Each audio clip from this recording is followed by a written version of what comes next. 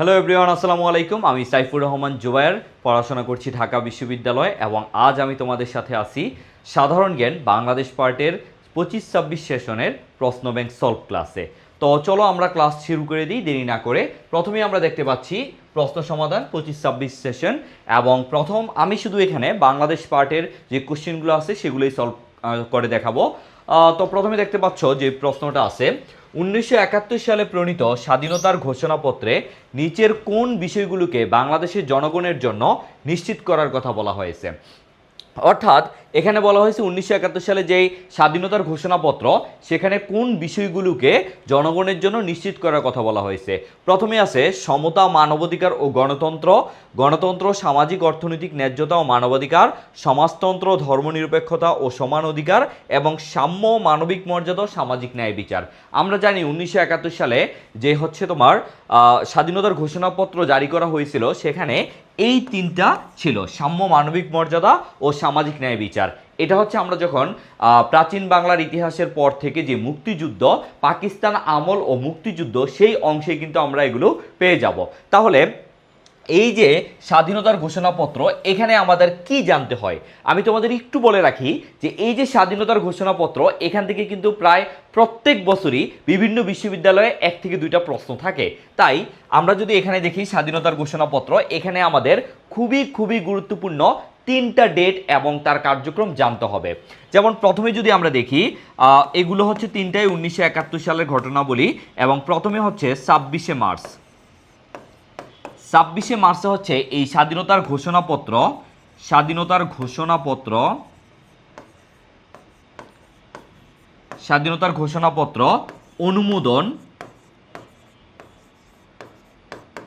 অনুমোদন ও কার্যকর করা হয়। এটা একটু মনে রাখবে যে স্বাধীনতার ঘোষণাপত্র অনুমোদন ও কার্যকর হয় কবে, সেটা 26শে মার্চ।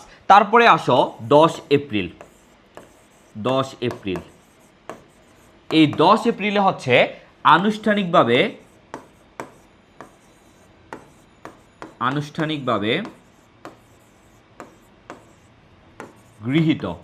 আনুষ্ঠানিকভাবে গৃহীত ও জারি হয়। এবং সর্বশেষ সেটা 17 এপ্রিল। 17 এপ্রিল আনুষ্ঠানিকভাবে পঠিত হয় বা আনুষ্ঠানিকভাবে পাঠ করা হয়। স্বাধীনতার ঘোষণাপত্র পাঠ করা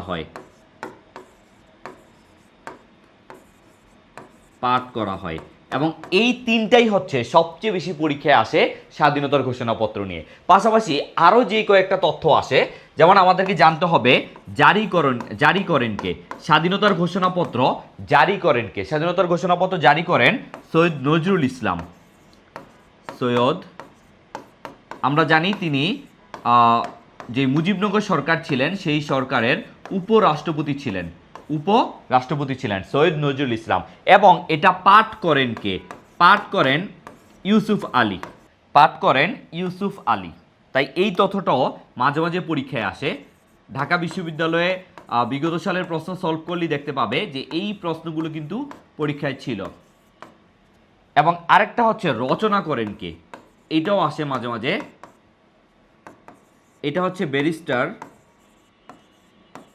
ব্যারিস্টার আমিরুল ইসলাম।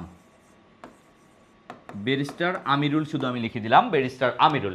তাহলে এই যে বিগত সালে যে কোশ্চেনগুলো ঢাকা বিশ্ববিদ্যালয়ে এসেছে, সেগুলো কিন্তু সবগুলো আমার জানার দরকার নেই। তো আমি তোমাদের এই ক্লাসে দেখাবো কোনগুলো আরও বেশি করে জানতে হবে, আরও ডিপলি জানতে হবে, আর কোনগুলো আর প্রয়োজন নেই। শুধু কোশ্চেন ব্যাংক ধরেই আমি সবগুলো তথ্য কিন্তু মুখস্থ করবো না, ঠিক আছে? তাহলে এই দেখো, মাত্র একটা প্রশ্ন থেকে আমি তোমাকে এমন আরও 7 থেকে 8টা কোশ্চেন দিলাম, যেগুলো তোমার পরবর্তীতে অন্য কোনো বিশ্ববিদ্যালয়ে অন্যভাবে চলে আসতে পারে, ঠিক আছে? তাহলে এখানে কিন্তু আমরা স্বাধীনতার ঘোষণাপত্র নিয়ে আরও কিছু তথ্য জেনে ফেললাম। ওকে, এইবার আসো আমরা তার পরের কোশ্চেনটা দেখি। দ্বিতীয় নম্বর কোশ্চেনটা দেখো, এটাও কিন্তু মুক্তিযুদ্ধ নিয়ে, অর্থাৎ প্রতি বছরই মুক্তিযুদ্ধ নিয়ে 2 থেকে 3টা প্রশ্ন ঢাকা বিশ্ববিদ্যালয়ে থাকেই, ঠিক আছে? তাই এইটা কিন্তু তোমাদের জন্য 7 স্টার একটা টপিক আমি বলতে পারি। তারপর দেখো, 1971 সালে দেখো 1971 সালে মহান মুক্তিযুদ্ধে সর্বপ্রথম কোন তারিখে সেনাবাহিনী, নৌবাহিনী ও বিমান বাহিনী আনুষ্ঠানিকভাবে মিলিত হয়ে যৌথ অভিযান শুরু করে? তাহলে এই ডেটটা আমরা জানি 17 এপ্রিল না, 25শে মে, 21 নভেম্বর। আচ্ছা, এটা হবে 21 নভেম্বর। কেন 21 নভেম্বর হবে? কারণ আমরা জানি এই যে 21শে নভেম্বর 1971 এইটা হচ্ছে আমরা জানি যৌথ বাহিনী, অর্থাৎ ভারতের যেই হচ্ছে সেনাবাহিনী এবং বাংলাদেশের সেনাবাহিনী তারা মিলে যৌথ বাহিনী গঠন করে। তো এই জন্যই কিন্তু বাংলাদেশের যে সেনাবাহিনীর গঠন সেটা কিন্তু 21শে নভেম্বর ধরা হয়, ঠিক আছে। এবং সেনাবাহিনীর যেই হচ্ছে তোমার সেনাবাহিনীর প্রতিষ্ঠা হিসেবে 21শে নভেম্বরকে ধরা হয়। তো এই জন্য হচ্ছে এই দিবসে তোমার সেনাবাহিনী, নৌবাহিনী ও বিমান বাহিনী মিলে যশোরের হচ্ছে চৌগাছা, ঠিক আছে, যশোরের চৌগাছা, আমি এখানে লিখে দিচ্ছি, যশোরের চৌগাছায় পাকিস্তানের যে হচ্ছে একটা ক্যাম্প, সেই ক্যাম্পে হচ্ছে তারা একসাথে মিলে একটা আক্রমণ চালায়। এই জন্য এটা বলা হয়েছে যে একটা অভিযান শুরু করে আর কি। তো এটা হচ্ছে 21শে নভেম্বর 1971 এবং যশোরের চৌগাছায়, এবং সেটা হয় 21শে নভেম্বর, ঠিক আছে। এছাড়াও এই যে আমাদের যে সেনাবাহিনী, যৌথ বাহিনী সম্পর্কে নিয়েও মাঝে মাঝে পরীক্ষায় প্রশ্ন আসে। তো সেগুলো ইনশাল্লাহ আমরা যখন এই টপিকটা পড়বো তখন আরও বিস্তারিতভাবে জানতে পারবো, ঠিক আছে। ওকে, তারপরে কোশ্চেনটা যদি আমরা দেখি, দেখো জুলাই জাতীয় সনদ অনুযায়ী প্রধানমন্ত্রীর পদে একজন ব্যক্তি সর্বোচ্চ কত বছর দায়িত্ব পালন করতে পারবেন? তো এই যে জুলাই জাতীয় সনদ, এটা হচ্ছে তোমার আমরা জানি যে জুলাই জাতীয় সনদটা করা হয়েছে কেন? 5 আগস্ট 2024 সালে যে হচ্ছে তৎকালীন প্রধানমন্ত্রী শেখ হাসিনা তার পতনের পর কিন্তু হচ্ছে যে অন্তর্বর্তীকালীন সরকার ক্ষমতায় আসে, তিনি সেই অন্তর্বর্তীকালীন সরকার এবং যে বর্তমান যে রাজনৈতিক দল তারা মিলে একটা রাষ্ট্রীয় সংস্কার করে সেখানে আরো নতুন নতুন কিছু সংশোধন নিয়ে আসে। সেইটাই হচ্ছে জুলাই জাতীয় সনদ, এবং সেটা হচ্ছে আমরা জানি 17 অক্টোবর 2025 সালে অনুমোদন বা স্বাক্ষর করা হয়। এটা স্বাক্ষর করা হয় কবে? 17 অক্টোবর 2025 সালে। এবং সেটা কোথায়? সেটা হচ্ছে আমরা জানি যে আমাদের যেই সংসদ ভবন, জাতীয় সংসদ ভবন, সেটার দক্ষিণ প্লাজায়, জাতীয় সংসদ ভবনের দক্ষিণ প্লাজায়, সেখানে কিন্তু এই জুলাই জাতীয় সনদ স্বাক্ষর করা হয়। এবং সেখানে একটা ব্যাপার ছিল যে প্রধানমন্ত্রীর পদে যে ব্যক্তি আসবে তাকে সর্বোচ্চ কত বছর দায়িত্ব পালন করতে পারবে? সেটা হচ্ছে 10 বছর, অর্থাৎ 2 মেয়াদ, 10 বছর বা 2 মেয়াদ। একজন, যেমন আমরা জানি যে বাংলাদেশের যে রাষ্ট্রপতি আছে তিনি কিন্তু 2 মেয়াদের বেশি রাষ্ট্রপতি হইতে পারবেন না। সেটা টানাও 10 বছর হইতে পারে, অথবা ধরো 5 বছর হওয়ার পরে মাঝখানে অন্য একজন আসলো বা 2 জন আসলো, বা তার মেয়াদ তার হচ্ছে বয়স থাকাকালীন সাথে তিনি হচ্ছে আরও একবার হইতে পারেন, অর্থাৎ 2 টার্মের জন্য হইতে পারবেন। তো ঠিক একইভাবে কোনো শাসক যেন অতিরিক্ত ক্ষমতা পেয়ে স্বৈরাচার না হতে পারেন, তারই প্রেক্ষিতে কিন্তু এটা করা হয় 10 বছর এবং 2 মেয়াদে, ঠিক আছে। সেটাই হচ্ছে 17 অক্টোবর, আমরা জানি 17 অক্টোবর 2025-এ। তাহলে পরের কোশ্চেনটা যদি আমরা দেখি, বাংলাদেশের কোন জেলার পাট 61তম জিআই পণ্য হিসেবে স্বীকৃতি পেয়েছে?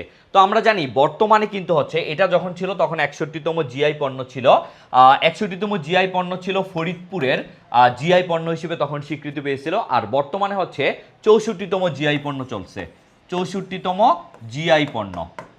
আর এই যে 64তম জিআই পণ্য সেটা হচ্ছে মানিকগঞ্জের হাজারী গুড়, এটা মনে রাখবে, মানিকগঞ্জের হাজারী গুড়।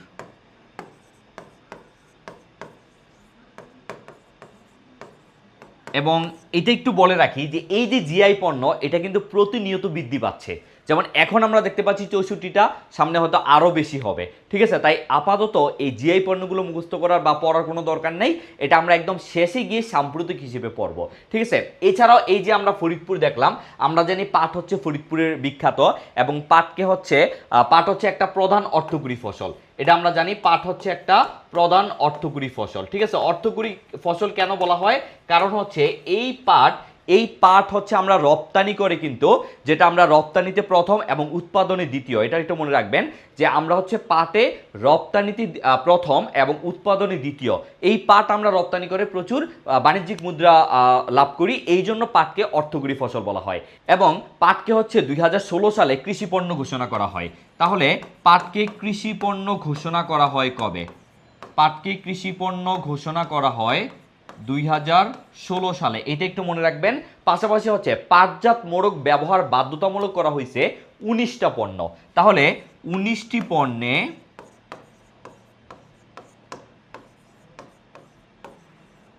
পাটজাত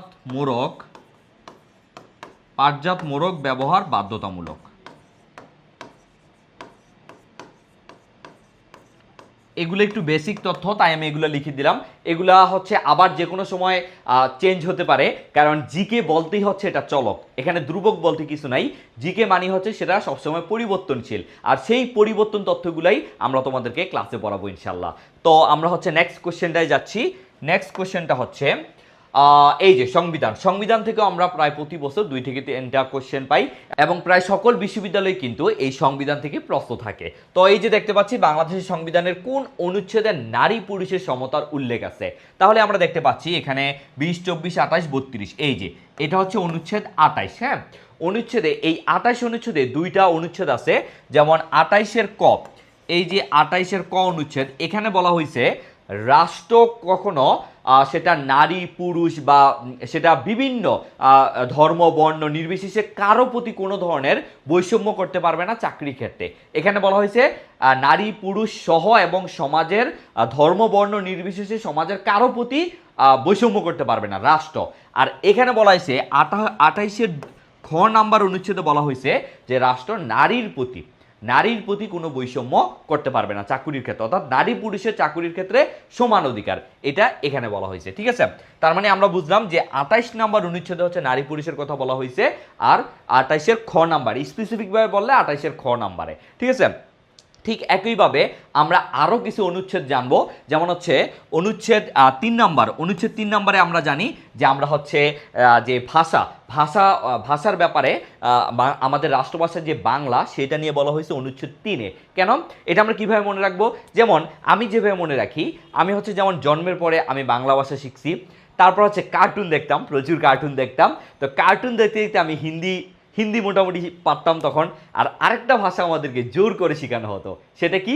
সেটা হচ্ছে ইংরেজি, তাই না?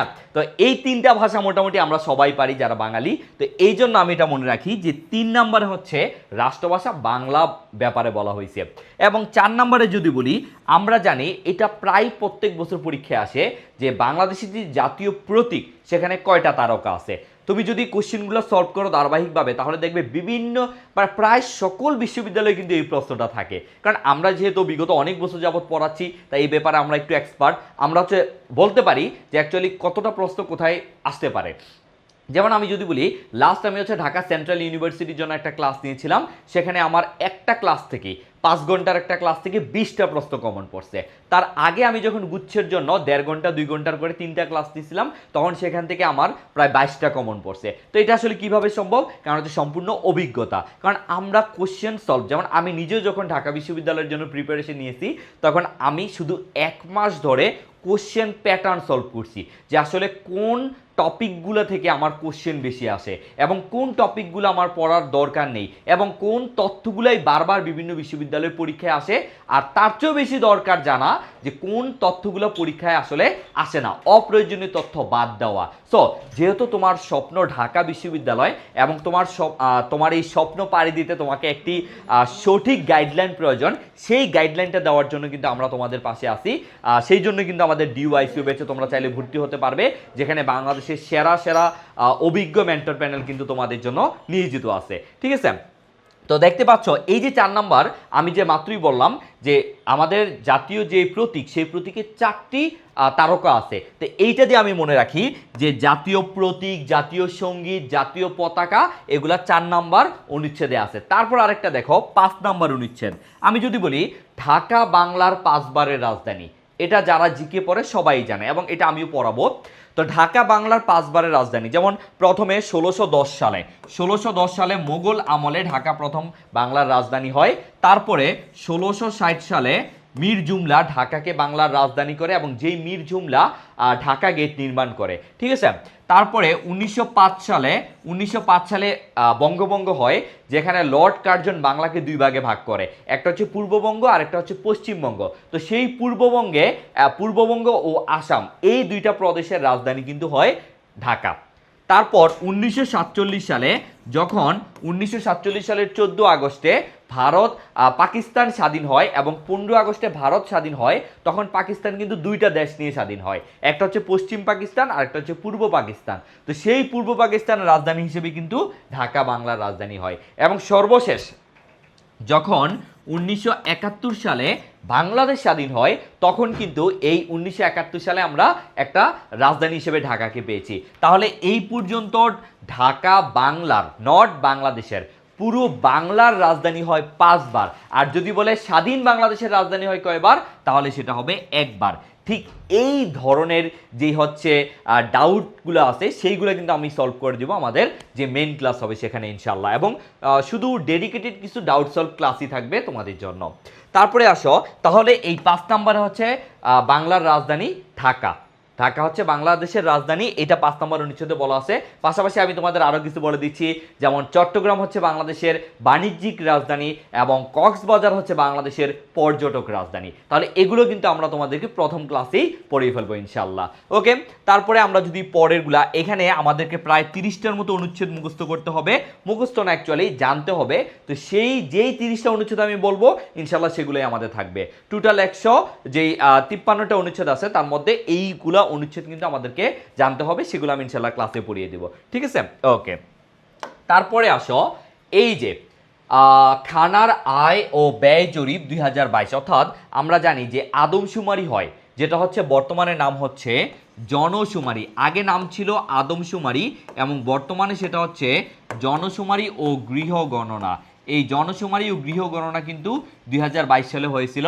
তো আর খানার আয় ব্যয় জরিপ যেটা 2022 সালে হয়, সেটাকে হচ্ছে কোন বিভাগে জনসংখ্যার সর্বোচ্চ অংশ দরিদ্র সেটা বলা হয়েছিল।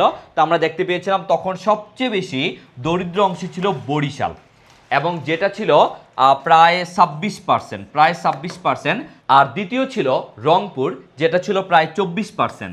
দ্বিতীয় ছিল রংপুর, যেটা ছিল 24%, ঠিক আছে। তো এটা সম্পর্কে আর বেশি বিস্তারিত তথ্য আমাদের জানতে হবে না, কারণ এটা যেহেতু সাম্প্রতিক হিসেবে একবার চলে গিয়েছে। সাম্প্রতিক না, এটা হচ্ছে কিছু প্রশ্ন আমরা দেখি যেই বছর ঘটে সেই বছরই পরীক্ষায় আসে, আবার কিছু প্রশ্ন আমরা দেখি আগাম চলে আসে। যেমন 2026 সালে কানাডা, আমেরিকা এবং হচ্ছে মেক্সিকোতে এই ফুটবল বিশ্বকাপ হবে, এটা কিন্তু আরও 4 বছর আগে থেকে পরীক্ষায় আসতো, 2022 সালেও চলে আসছিল। আবার কিছু প্রশ্ন আছে যেগুলো এই বছর ঘটে কিন্তু তার 4 থেকে 5 বছর পরে গিয়েও পরীক্ষায় আসে। এইটা হচ্ছে ঠিক সেই টাইপ একটা প্রশ্ন। তো ইনশাল্লাহ এই ধরনের প্রশ্নগুলো আমরা আমাদের যে মেইন ক্লাস আছে সেখানে ইনশাল্লাহ পড়িয়ে দিব। তারপরের কোশ্চেনটা যদি দেখি, বাংলাদেশে বর্তমানে কয় ধরনের স্থানীয় সরকার প্রতিষ্ঠান আছে?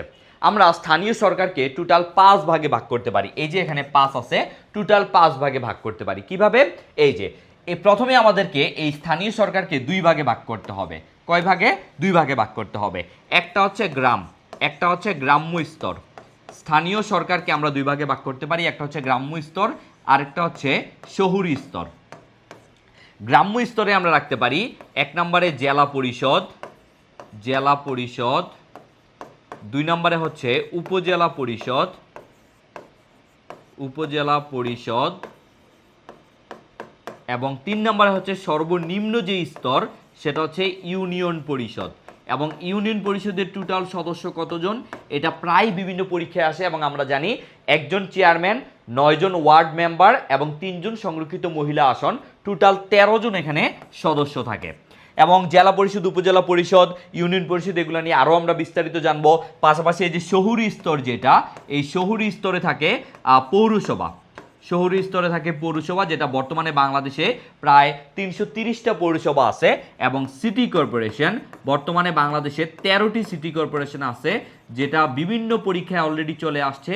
সর্বশেষ সিটি কর্পোরেশন হয় বগুড়া সিটি কর্পোরেশন। ঠিক আছে, তাহলে এই তিনটা এবং এই দুইটা এগুলো কিন্তু বিস্তারিত আমরা সামনে আরো পড়ব। ঠিক আছে, তাহলে এই পাঁচটাই হচ্ছে বাংলাদেশের স্থানীয় সরকার প্রতিষ্ঠান। ওকে ওকে, তারপরের কোশ্চেনটা যদি আমরা দেখি, কোন দেশে সর্বাধিক সংখ্যক প্রবাসী বাংলাদেশি অবস্থান করছেন, এটা একটা জ্ঞানমূলক কোশ্চেন। এখানে আসলে বিস্তারিত বলার কিছু নেই। বর্তমানে বাংলাদেশি প্রবাসী সবচেয়ে বেশি আছে সৌদি আরবে। আর আমি যদি সেটাকে বলি, এইটা হচ্ছে প্রথম, আর মালয়েশিয়া হচ্ছে দ্বিতীয়, এবং তৃতীয় হচ্ছে সংযুক্ত আরব আমিরাত। আবার এই কোশ্চেনটা যদি এইভাবে করতো যে বর্তমানে বাংলাদেশি প্রবাসীরা কোন দেশ থেকে সবচেয়ে বেশি রেমিটেন্স প্রেরণ করেন, তাহলে সেটা কিন্তু হতো ইউএসএ বা ইউনাইটেড স্টেটস অফ আমেরিকা, বা আমরা বলতে পারি যুক্তরাষ্ট্র। এই যুক্তরাষ্ট্র থেকে আমরা সবচেয়ে বেশি কি পাই, আমরা হচ্ছে রেমিটেন্স পাই। আবার সেটা কখনো সৌদি আরব হয়, যেহেতু সৌদি আরবে অনেক বেশি মানুষ।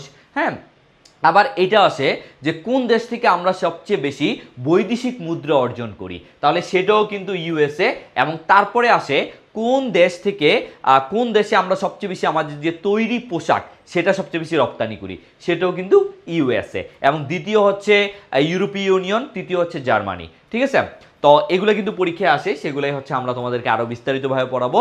যেগুলো হচ্ছে আবার আরো একটা তথ্য আছে, যেমন কোন দেশ থেকে আমরা সবচেয়ে বেশি ঋণ পাই, সেটা হচ্ছে জাপান। আমরা সবচেয়ে বেশি ঋণ পাই জাপান থেকে। ঠিক আছে, তো এগুলো হচ্ছে আমরা বিস্তারিতভাবে আরো ইনশাল্লাহ পরীক্ষায়, যে তোমাদের মূল পরীক্ষা ক্লাসগুলো আমরা নিব, সেখানে ইনশাল্লাহ পড়াবো। ঠিক আছে, ওকে। তারপরের কোশ্চেনটা যদি দেখি, 1971-এর মহান মুক্তিযুদ্ধের সময় ঢাকা বিশ্ববিদ্যালয় এলাকা কোন সেক্টরের অধীনে ছিল? দেখো, অলরেডি আমরা 25-26-এর কোশ্চেনের মুক্তিযুদ্ধ নিয়ে 2টা প্রশ্ন পাইছি, আর এইটা সহ মোট 3টা প্রশ্ন কিন্তু শুধু মুক্তিযুদ্ধ পাঠ থেকে চলে আসছে। তাহলে এই চ্যাপ্টারটা বা এই টপিকটা যে আসলে কতটা গুরুত্ব বহন করে সেটা কিন্তু আমরা সবাই জানি। তারপরেও দেখো, আমরা সেই কি বলে ক্লাস 1 থেকেই কিন্তু আমরা এই টপিকটা পড়ে আসতেছি। সো এই টপিকটা আমাদের সবার কাছে পরিচিত এবং খুব ইজি একটা টপিক, তাই না? সো এইটার ক্লাস কিন্তু আমি তোমাদেরকে ইনশাল্লাহ সামনে নিব, এবং যত গুরুত্বপূর্ণ তথ্য আছে সেখান থেকে ইনশাল্লাহ আমরা পড়াবো। ঠিক আছে, তাহলে 1971-এর মহান মুক্তিযুদ্ধের সময় ঢাকা বিশ্ববিদ্যালয়, আমি যদি এখানে তোমাদেরকে একটু সুন্দর করে এটা মুখস্থ না করিয়ে ম্যাপের সাহায্যে বুঝাই, তাহলে কেমন হবে? চলো দেখে নিই সেটা।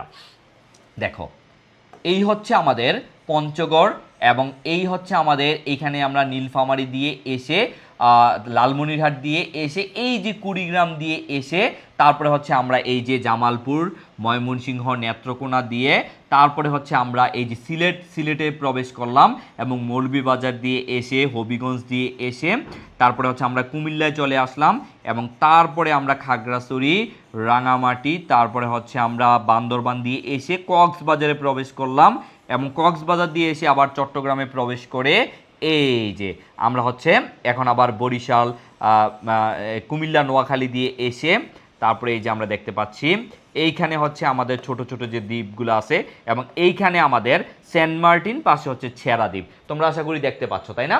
ওকে, তারপরে এই পাশে খুলনা দিয়ে সুন্দরবন দিয়ে এসে এবং এই যে রাজশাহীতে এসে আমরা এইভাবে হচ্ছে আবার চলে গেলাম একদম বাংলাদেশের উপরের পাশে।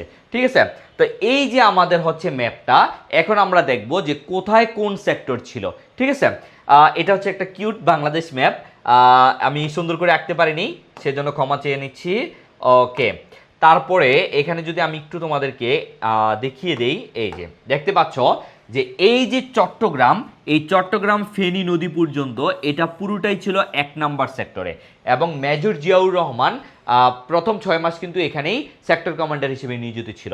তারপরে এই যে এইটা ছিল আমাদের 2 নাম্বার, অর্থাৎ এই 2 নাম্বারে কিন্তু ঢাকা ছিল। তাহলে দেখো, আমরা জানি ঢাকা 2 নাম্বার, ঢাকা, কুমিল্লা, নোয়াখালী এই 2 নাম্বার সেক্টরে ছিল। তাহলে দেখো, আমরা জানি ঢাকা, কুমিল্লা, নোয়াখালী 2 নাম্বার সেক্টরে ছিল, তাহলে ঢাকার মধ্যে কি ঢাকা বিশ্ববিদ্যালয় পড়ে না? অবভিয়াসলি। তাহলে দেখো, তোমাকে শুধু ঢাকা জিজ্ঞেস না করে তোমাকে বলছে ঢাকা বিশ্ববিদ্যালয় কোন সেক্টরে, তাহলে যেহেতু আমরা জানি ঢাকা 2 নম্বর সেক্টরে, তাহলে সেটা হবে 2 নম্বর সেক্টর, তাই না? এই যে 2 নম্বর সেক্টর। এবার আসো 3 নাম্বার। এই যে 3 নাম্বার সেক্টরটা হচ্ছে এখানে, এখানে ঢাকার উত্তরাংশ, টাঙ্গাইল সহ ময়মনসিংহের কিছু অংশ এখানে ছিল। তারপর এইটা হচ্ছে সিলেটের পূর্বাঞ্চল, সিলেটের পূর্বাঞ্চল হচ্ছে 4 নাম্বার সেক্টর, 5 নাম্বার সেক্টর হচ্ছে সিলেটের পশ্চিমাঞ্চল, তারপরে হচ্ছে এই যে 6 নাম্বার সেক্টর, এটা হচ্ছে রংপুর, 7 নাম্বার সেক্টর হচ্ছে রাজশাহী, 8 নাম্বার সেক্টর হচ্ছে খুলনা, তারপরে 9 নাম্বার সেক্টর হচ্ছে এই যে বরিশাল, এবং হচ্ছে এই যে 10 নাম্বার সেক্টর হচ্ছে বে অফ বেঙ্গল, বা এটাকে বলা হয় নৌ সেক্টর।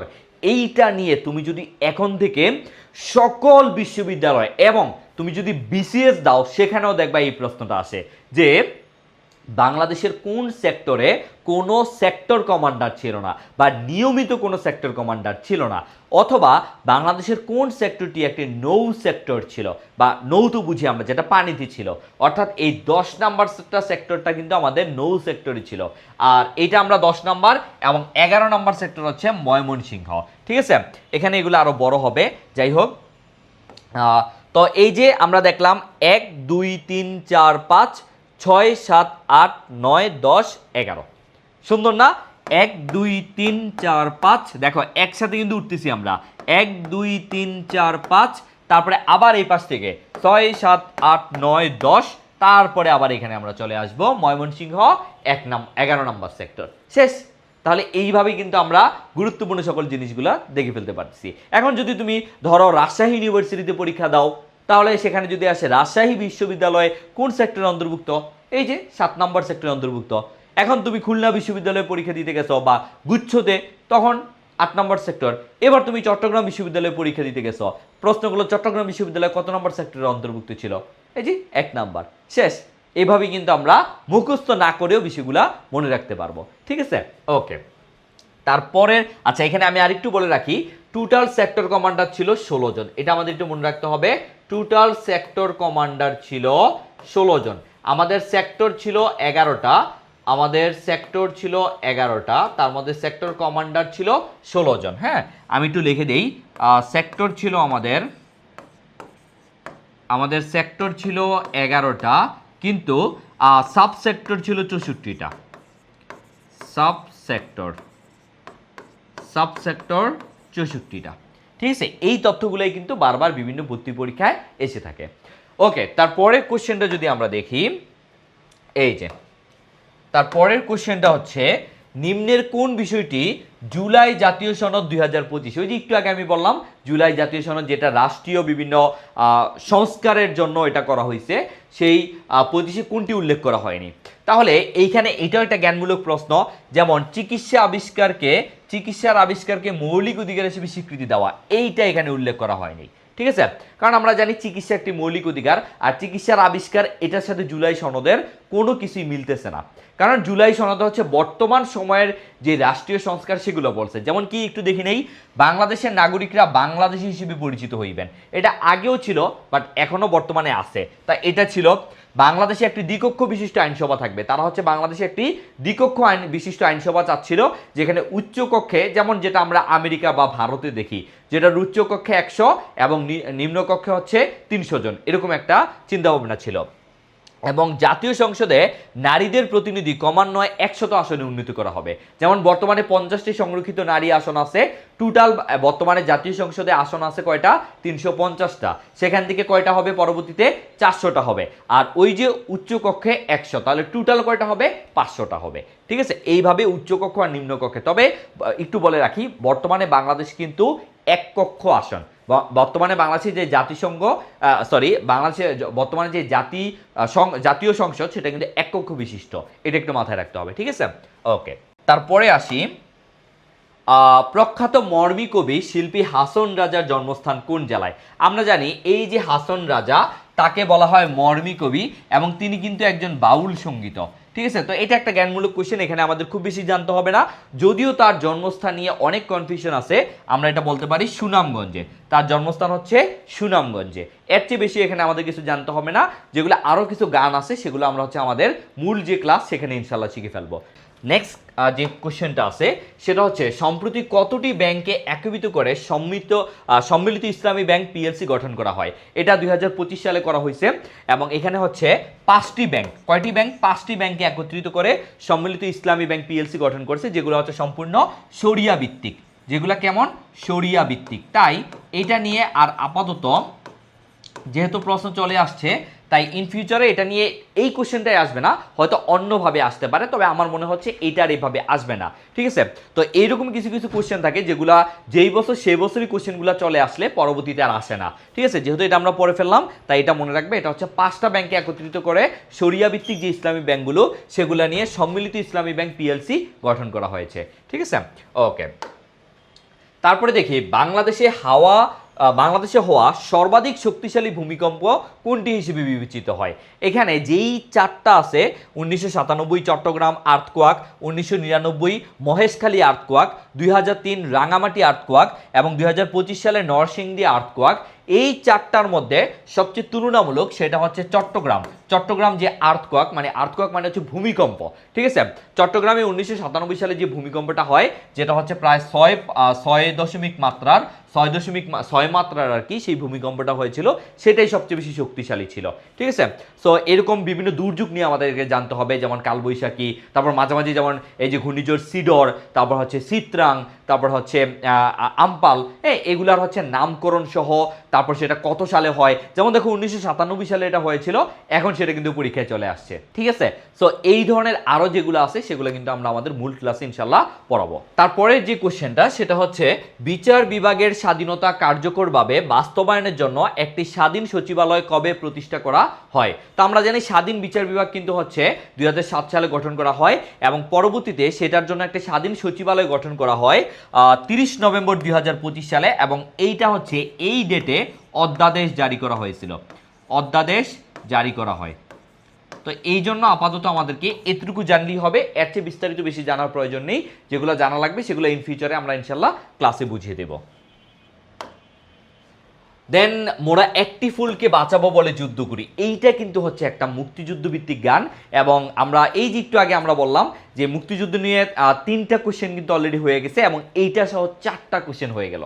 তাহলে মোরা একটি ফুলকে বাঁচাবো বলে এই যুদ্ধ করি গানটার রচয়িতা হচ্ছে গোবিন্দ হালদার, এটার রচয়িতা হচ্ছে গোবিন্দ হালদার, এবং এই যে এটা সুরকার, দেখো আমি একটু পাশে লিখে দিচ্ছি, রচয়িতা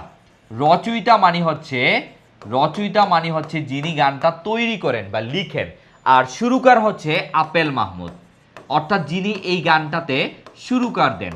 যেমন আমি গান লিখতে পারি কিন্তু আমার কণ্ঠ সুন্দর না, এই জন্য আমি সুর দিতে পারি না, তাহলে আমি হচ্ছি গীতিকার, আর যার কণ্ঠ সুন্দর, যে ভালো গাইতে পারে, তিনি হচ্ছে সুরকার।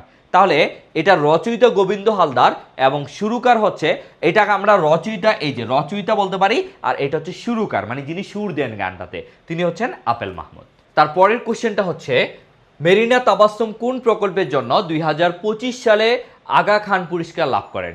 এটা হচ্ছে তিনি খুদে বাড়ি, এই খুদে বাড়ির জন্য তিনি হচ্ছে এই 2025 সালে আগা খান পুরস্কার লাভ করেন, এবং এটা একদমই সাম্প্রতিক, আর এর বাইরে এটা নিয়ে আর কোশ্চেন হবে না আশা করছি। সো এটা নিয়ে আরো বিস্তারিত আমাদের জানার প্রয়োজন বোধ করছি না। এবং এই সেশনের সর্বশেষ যে কোশ্চেনটা সেটা হচ্ছে দীর্ঘমেয়াদী অবকাঠামো অর্থায়নের ক্ষেত্রে কোন দেশ বাংলাদেশের সবচেয়ে বড় উন্নয়ন সহযোগী রাষ্ট্র? এবং সেটা হচ্ছে আমরা জানি যে বাংলাদেশকে সবচেয়ে বেশি ঋণ দেয় জাপান, তাই না? এবং এই যে দীর্ঘমেয়াদী অবকাঠামো অর্থায়নের ক্ষেত্রে সবচেয়ে বেশি সাহায্য কিন্তু জাপানই করে থাকে। আমরা বলতে পারি জাপান বাংলাদেশকে হচ্ছে দুইভাবে সহযোগিতা করে, প্রথমত হচ্ছে স্বল্প সুদে ঋণ দেয়, এবং দ্বিতীয় হচ্ছে অবকাঠামো উন্নয়নে সহযোগিতা।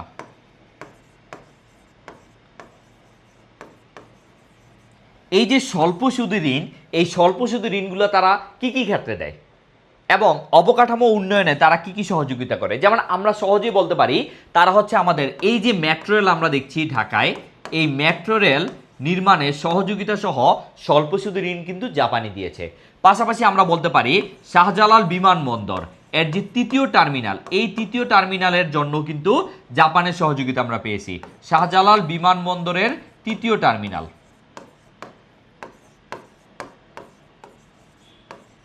তৃতীয় টার্মিনাল। এবং আরো একটা গুরুত্বপূর্ণ, বাংলাদেশের যে চতুর্থ সমুদ্র বন্দর, যেটা আমরা বলি মাতারবাড়ি গভীর সমুদ্র বন্দর, সেটার সহায়তা কিন্তু আমরা জাপান থেকে পেয়েছি। মাতারবাড়ি গভীর সমুদ্র বন্দর।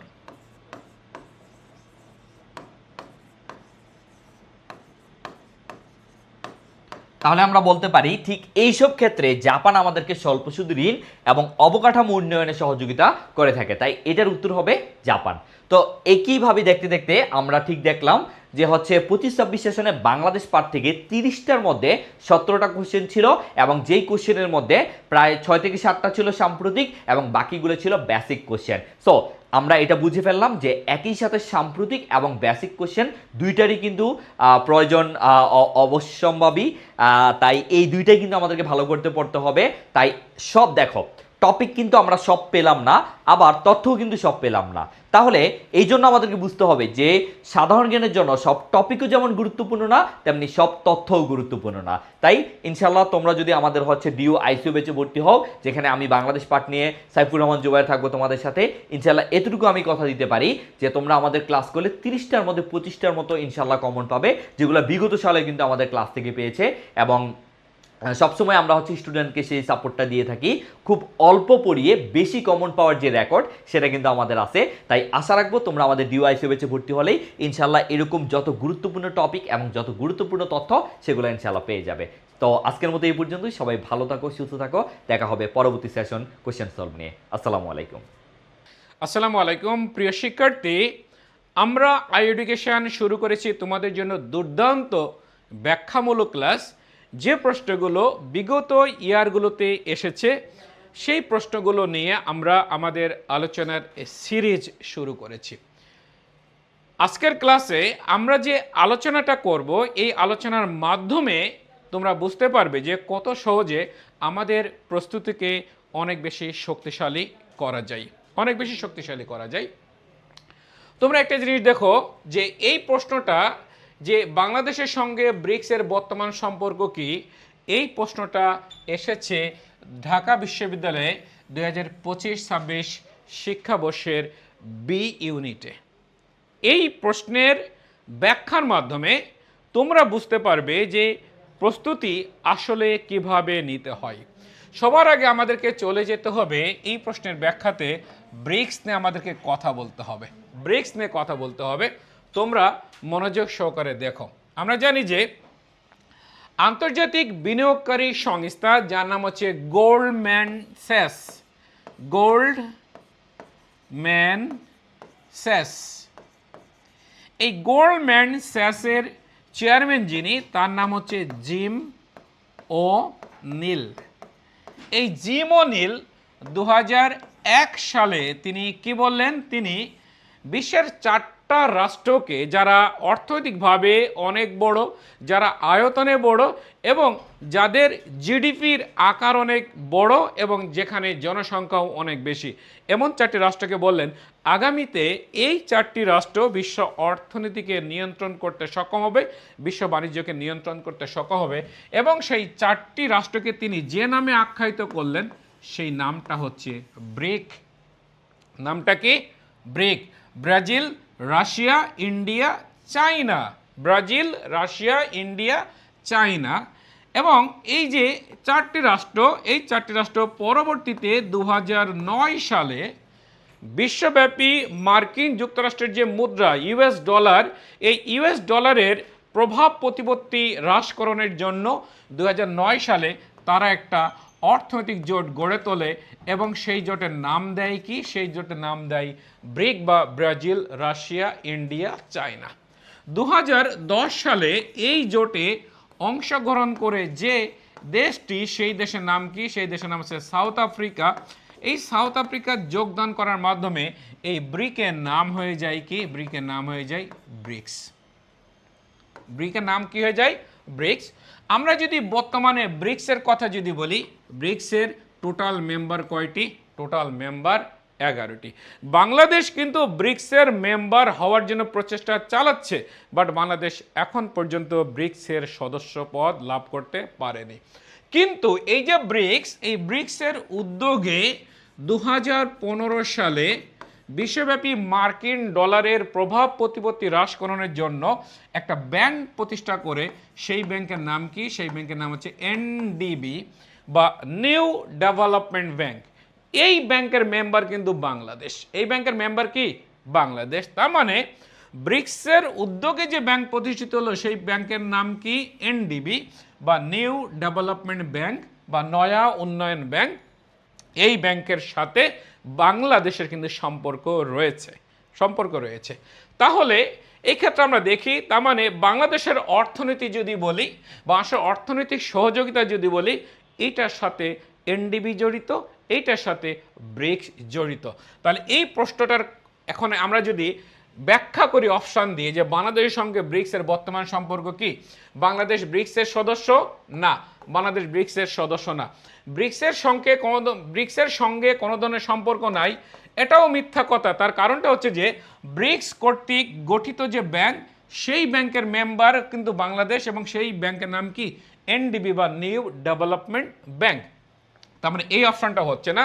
আবার ব্রিক্সের কোনো পর্যবেক্ষক সদস্য কিন্তু নাই, স্টিল নাও নাই, ব্রিক্সের কোনো পর্যবেক্ষক সদস্য নাই। তাহলে বাংলাদেশও কিন্তু ব্রিক্সের পর্যবেক্ষক রাষ্ট্র না। তাহলে কি, যেহেতু বাংলাদেশ ব্রিক্সের উদ্যোগে গঠিত হওয়া ব্যাংকের সদস্য, এনডিবি সদস্য, অর্থাৎ ব্রিক্সের সাথে বাংলাদেশের যে সম্পর্কটা রয়েছে, সেই সম্পর্কটা কি? ব্রিক্সের সংযুক্ত অর্থনৈতিক সহযোগী দেশ। অর্থাৎ অর্থনৈতিক ইস্যুতে ব্রিক্সের সাথে বাংলাদেশের সহযোগিতাপূর্ণ সম্পর্ক রয়েছে, যে কারণে বাংলাদেশ হচ্ছে ব্রিক্সের অর্থনৈতিক সহযোগী দেশ। ব্রিক্সের সংযুক্ত অর্থনৈতিক সহযোগী দেশ, এটাই হচ্ছে এই প্রশ্নের উত্তর হবে। তাহলে আমরা যদি বিশ্ববিদ্যালয় ভর্তি পরীক্ষায় আসা কোনো প্রশ্ন এভাবে যদি আমরা ব্যাখ্যা করতে পারি, অর্থাৎ ডিরেক্টলি উত্তরে না গিয়ে যে বিষয়টা নিয়ে প্রশ্ন এসেছে, এই বিষয়টা সম্পর্কে যদি আমাদের একটা সুন্দর ধারণা থাকে, তাহলে খুব সহজে আমরা সেই প্রশ্নের উত্তর তো পারবই, পাশাপাশি আরও অনেক ইনফরমেশান আমরা মনে রাখতে পারবো, যার মাধ্যমে বিভিন্ন প্রশ্নের উত্তর আমরা সহজেই সমাধান করতে পারবো। আসো এরপরে আমরা 2 নম্বর প্রশ্নে চলে যাই। আমাদের আজকের আলোচনার 2 নম্বর প্রশ্নে আমরা চলে যাব, যে 2 নম্বর প্রশ্নে কি আছে সেটা আমরা দেখব। 2 নম্বর প্রশ্নে যেটা আছে, মুদ্রাস্ফীতি কখন ঘটে? খেয়াল করবে, খুবই গুরুত্বপূর্ণ একটি প্রশ্ন, যে মুদ্রাস্ফীতি কখন ঘটে? Inflation occurs when. তার মানে আমরা জানতে পারলাম যে মুদ্রাস্ফীতির ইংরেজি কি? মুদ্রাস্ফীতির ইংরেজি হচ্ছে ইনফ্লেশন। মুদ্রাস্ফীতির ইংরেজি কি? মুদ্রাস্ফীতির ইংরেজি হচ্ছে ইনফ্লেশন। আমরা অপশানগুলো পরে বিচার করি। সবার আগে আমরা জেনে নিই মুদ্রাস্ফীতি কাকে বলে।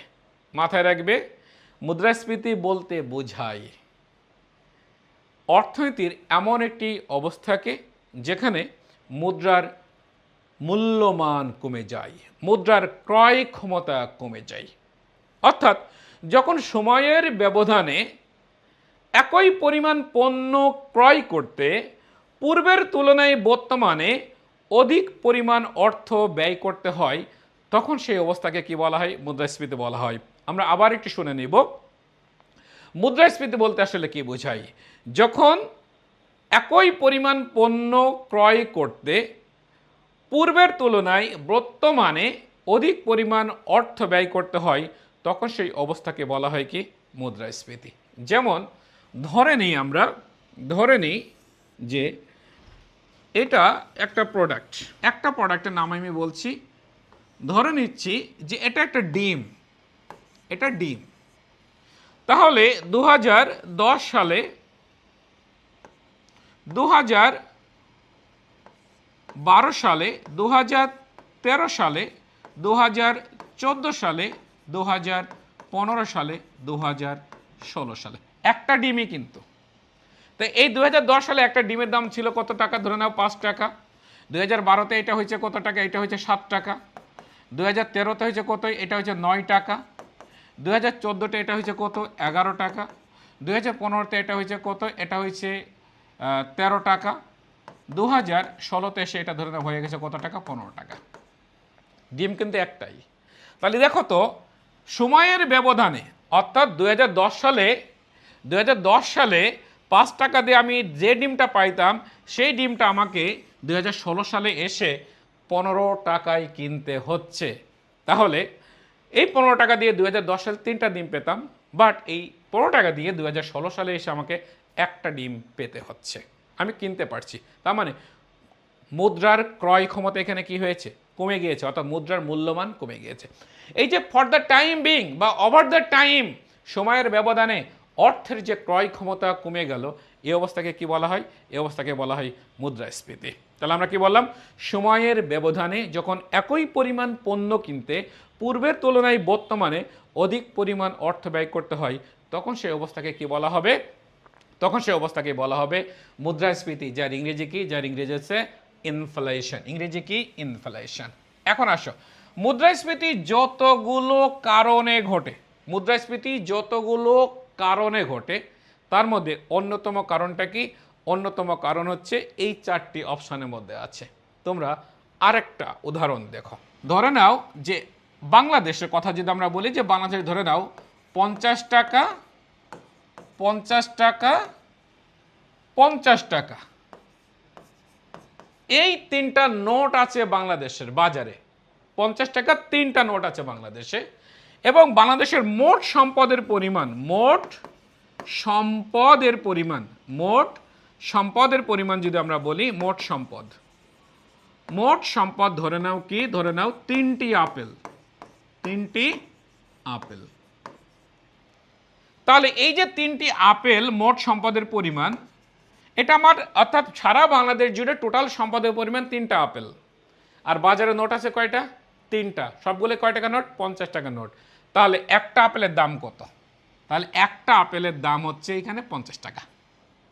কিন্তু এটা ধরে নিচ্ছে 2026 সালের ঘটনা। 2027 সালে এসে কি হলো? 2027 সালে এসে আপেল 3টি উৎপাদন হলো। আপেলের উৎপাদন বাড়ে নাই। কয়টি আপেল আছে? 3টি আপেল আছে। কিন্তু রাষ্ট্র বা সরকার বা বাংলাদেশ ব্যাংক কি করলো? বাংলাদেশ ব্যাংক আরো 100 টাকার 3টা নোট ছাপাইলো। 100 টাকার 3টা নোট ছাপাইলো। তাহলে চিন্তা করো যে আগে কি ছিল? বাজারে 3টা 50 টাকার নোট ছিল, নতুন করে আরো 3টা 100 টাকার নোট ছাপানো হলো, কিন্তু আমার সম্পদের পরিমাণ ওই 3টা আপেলই আছে, সম্পদের পরিমাণ কিন্তু বাড়ে নাই। বাট কি হয়েছে? মুদ্রার যোগান বৃদ্ধি হয়েছে, অর্থের যোগান বৃদ্ধি হয়েছে। তাহলে এখন দেখো 2026 সালে একটা আপেলের দাম 50 টাকা হলেও 2027 সালে এসে একটা আপেলের দাম হয়ে যাবে কত টাকা? 50 টাকা। তাহলে কি হলো? সম্পদের পরিমাণ না বাড়িয়ে যখন নোট ছাপানো হয়, মুদ্রার যোগান বা অর্থের যোগান যখন বৃদ্ধি পায়, তখন সেক্ষেত্রে কি হয়? মুদ্রার ক্রয় ক্ষমতা কমে যায়। এই অবস্থাকে কি বলা হয়? এই অবস্থাকে বলা হয় মুদ্রাস্ফীতি। এখন আমরা এই 4টা অপশান বিচার করব। উৎপাদন ব্যয় কমে যায়, তাহলে উৎপাদন ব্যয় যদি প্রথম অপশানে আসে, উৎপাদন ব্যয় কমে যায়, উৎপাদন ব্যয় কমে যাওয়া মানে কি হবে? দ্রব্যের বা পণ্যের মূল্য কমে যাবে। তাহলে সেটা তো মুদ্রাস্ফীতি হবে না। অবশ্যই মুদ্রাস্ফীতি কি হয়? মুদ্রাস্ফীতিতে অর্থের যোগান বৃদ্ধি পায়, অর্থের ক্রয় ক্ষমতা কমে যায়, অর্থাৎ পণ্যের মূল্য বেড়ে যায়। তাহলে এটা হবে না। মোট চাহিদা কমে যায়, চাহিদা যদি কমে পণ্যের দাম কি বাড়বে না কমবে?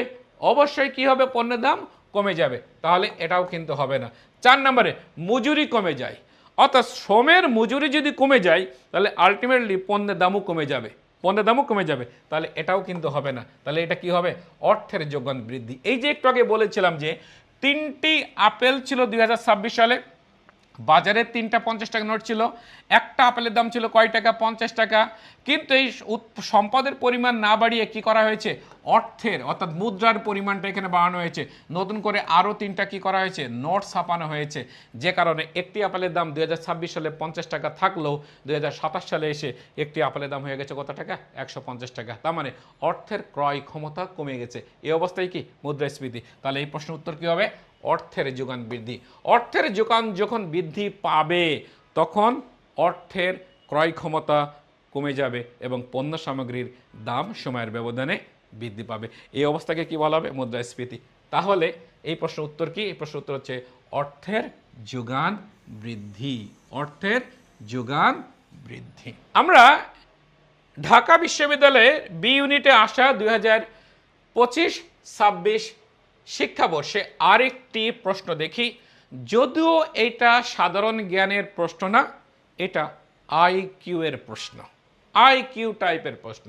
খেয়াল করো এখানে কি বলছে, যদি রিভারকে এই শব্দ লেখা যায়, যদি রিভার শব্দটাকে এই শব্দে লেখা যায়, তবে ঢাকাকে কিভাবে লেখা হবে? খেয়াল করবে, দেখো এটা কি রেসে রিভার, RIVER। রিভারকে তারা কিভাবে লিখছে? রিভারকে তারা লিখছে এভাবে, দেখো SJWFS।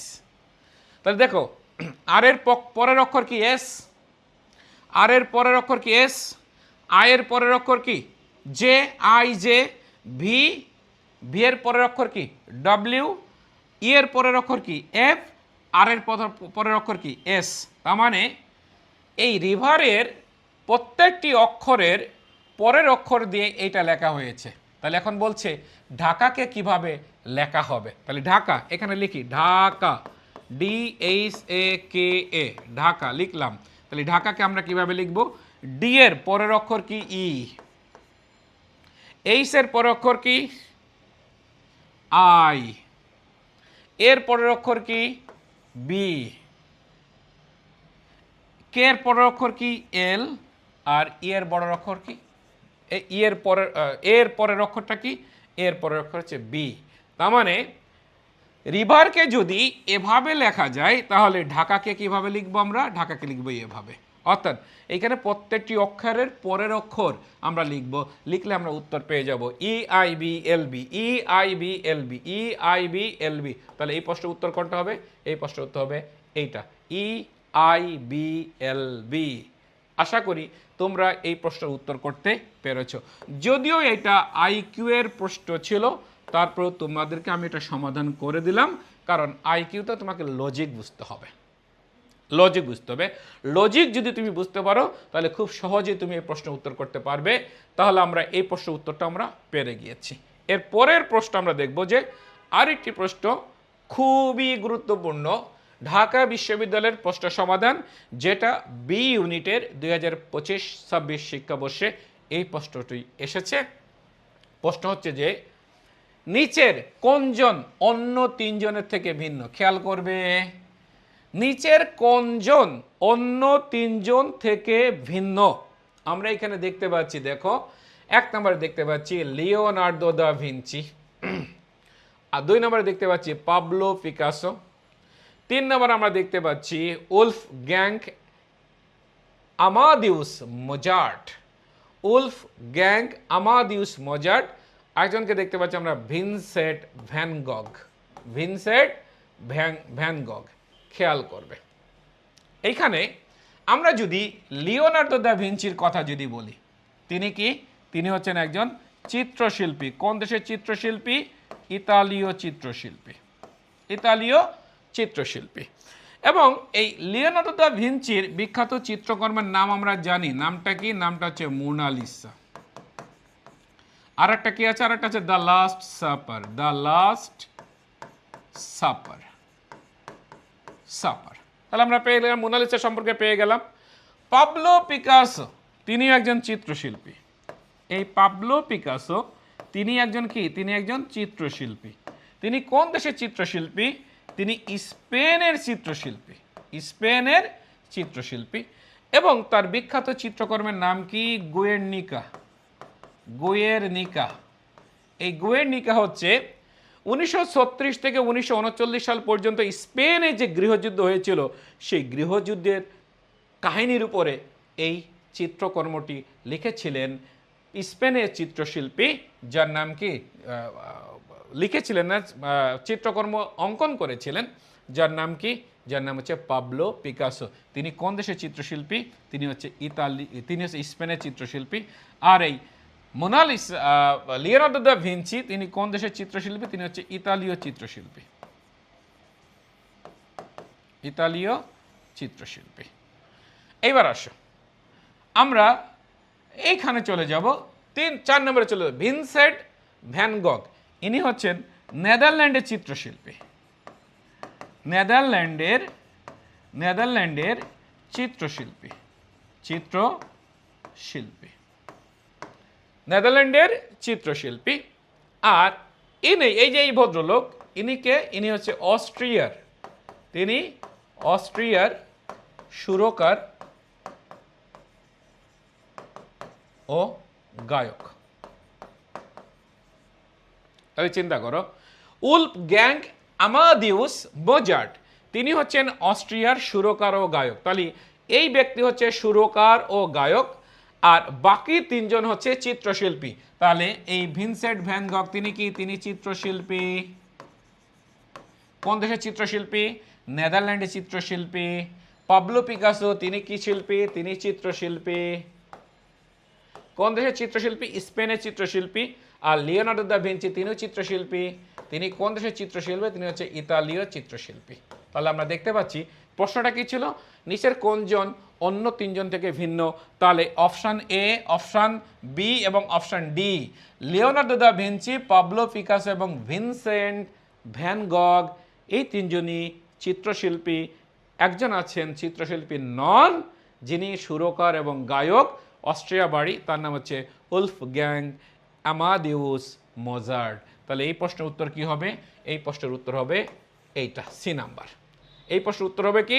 এই প্রশ্নের উত্তর হবে C number, Wolfgang Amadeus Mozart. তাহলে দেখো তো, আমি যেটা সুন্দর আলোচনা করলাম এই প্রশ্নের উপরে, এখান থেকে যদি লিওনার্দো দা ভিঞ্চি নিয়ে প্রশ্ন আসে তুমি উত্তর করতে পারবে।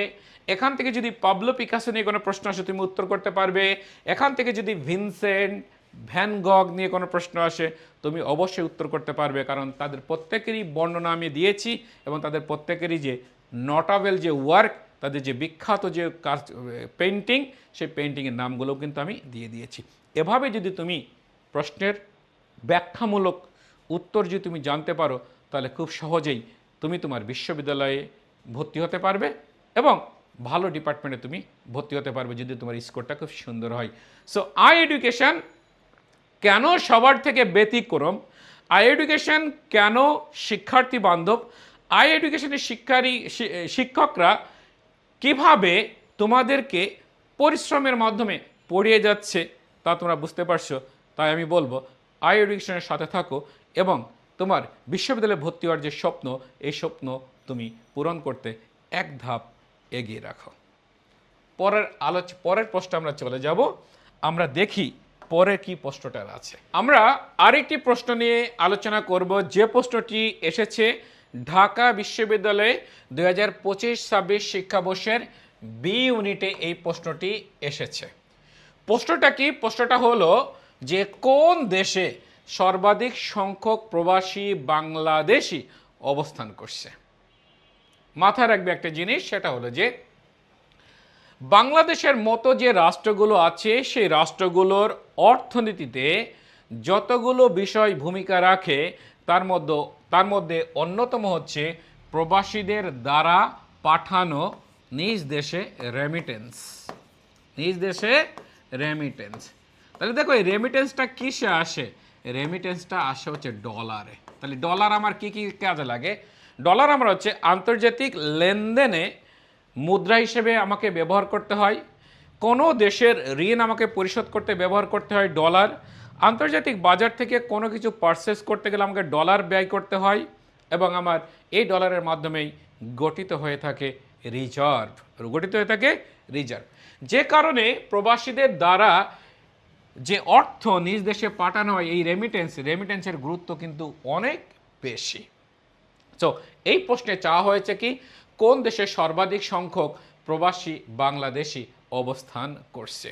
এই প্রশ্নের উত্তর তো আমি অবশ্যই দিব, তবে আমরা শুধুমাত্র ওই দেশটির নামই জানবো না, আমরা একদম 1 থেকে 10 পর্যন্ত এই র্যাঙ্কিংটা আমরা জানবো। অর্থাৎ পৃথিবীর কোন দেশে সবচেয়ে বেশি বাংলাদেশি অবস্থান করছে, দ্বিতীয় কোন দেশে, তৃতীয় কোন দেশে, চতুর্থ কোন দেশে, এভাবে আমরা জেনে নিব।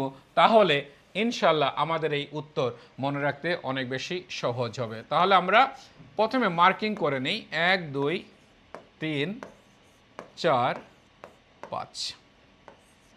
6, 7। প্রথমে আমরা যদি বলি সবচেয়ে বেশি বাংলাদেশি প্রবাসী অবস্থান করছে যে দেশে, সেটি দেশটার নাম কি? সেই দেশটার নাম হচ্ছে সৌদি আরব।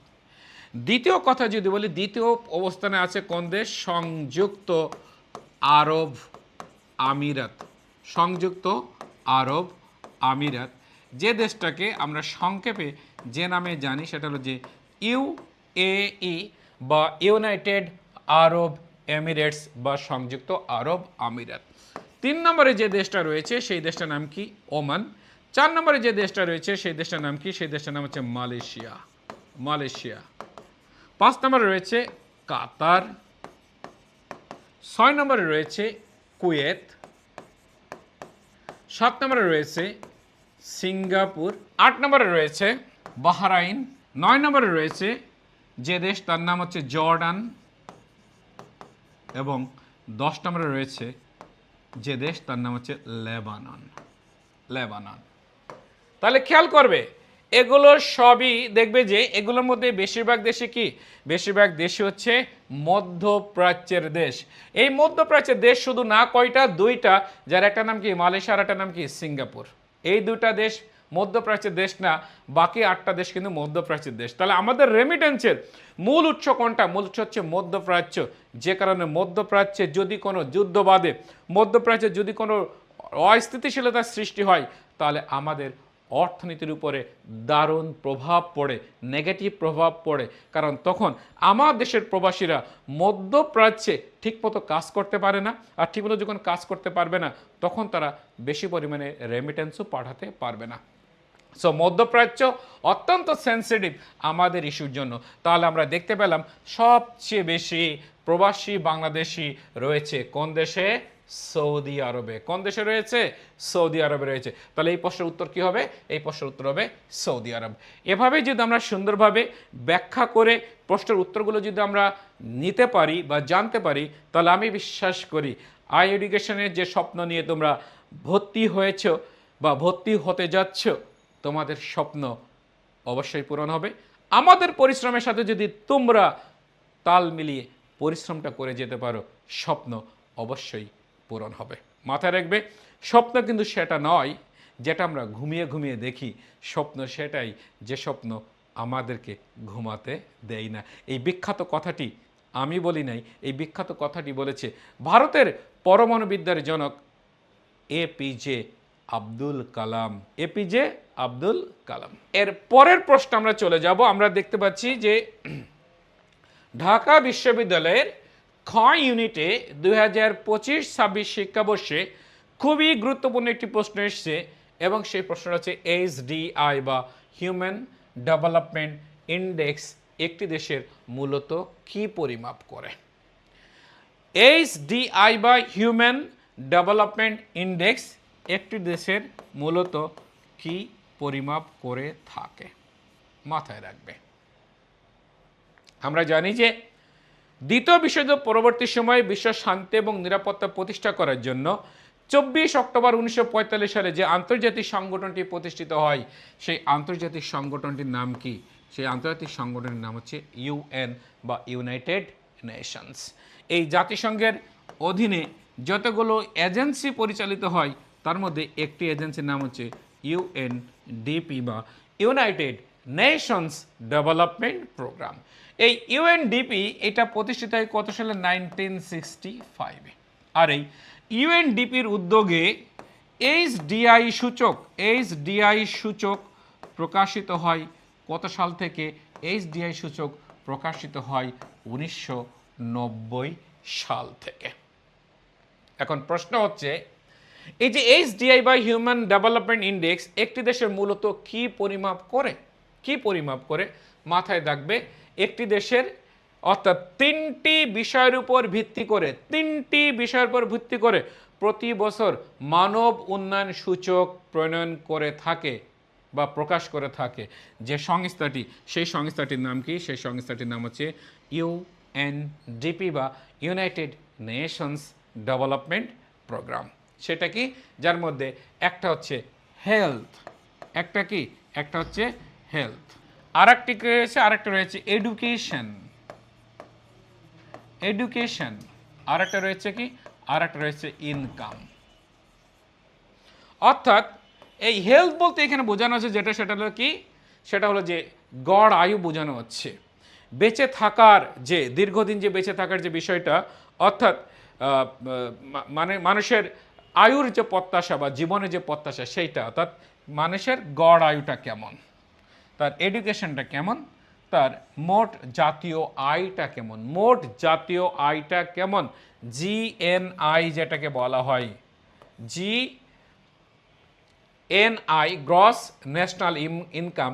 এই তিনটি বিষয়ের উপর ভিত্তি করে প্রতি বছর ইউএনডিপি একটা সূচক প্রকাশ করে, যেটার নাম কি এইচডিআই বা human development index, human development index, যা প্রকাশিত হচ্ছে কত সাল থেকে, 1990 সাল থেকে। প্রকাশ করে কে, ইউএনডিপি বা United Nations Development Programme. UNDP কত সালে প্রতিষ্ঠিত হয়েছে, 1965 সালে, এবং এর সদর দপ্তর কোথায়, আমেরিকার নিউ ইয়র্কে, আমেরিকার নিউ ইয়র্কে।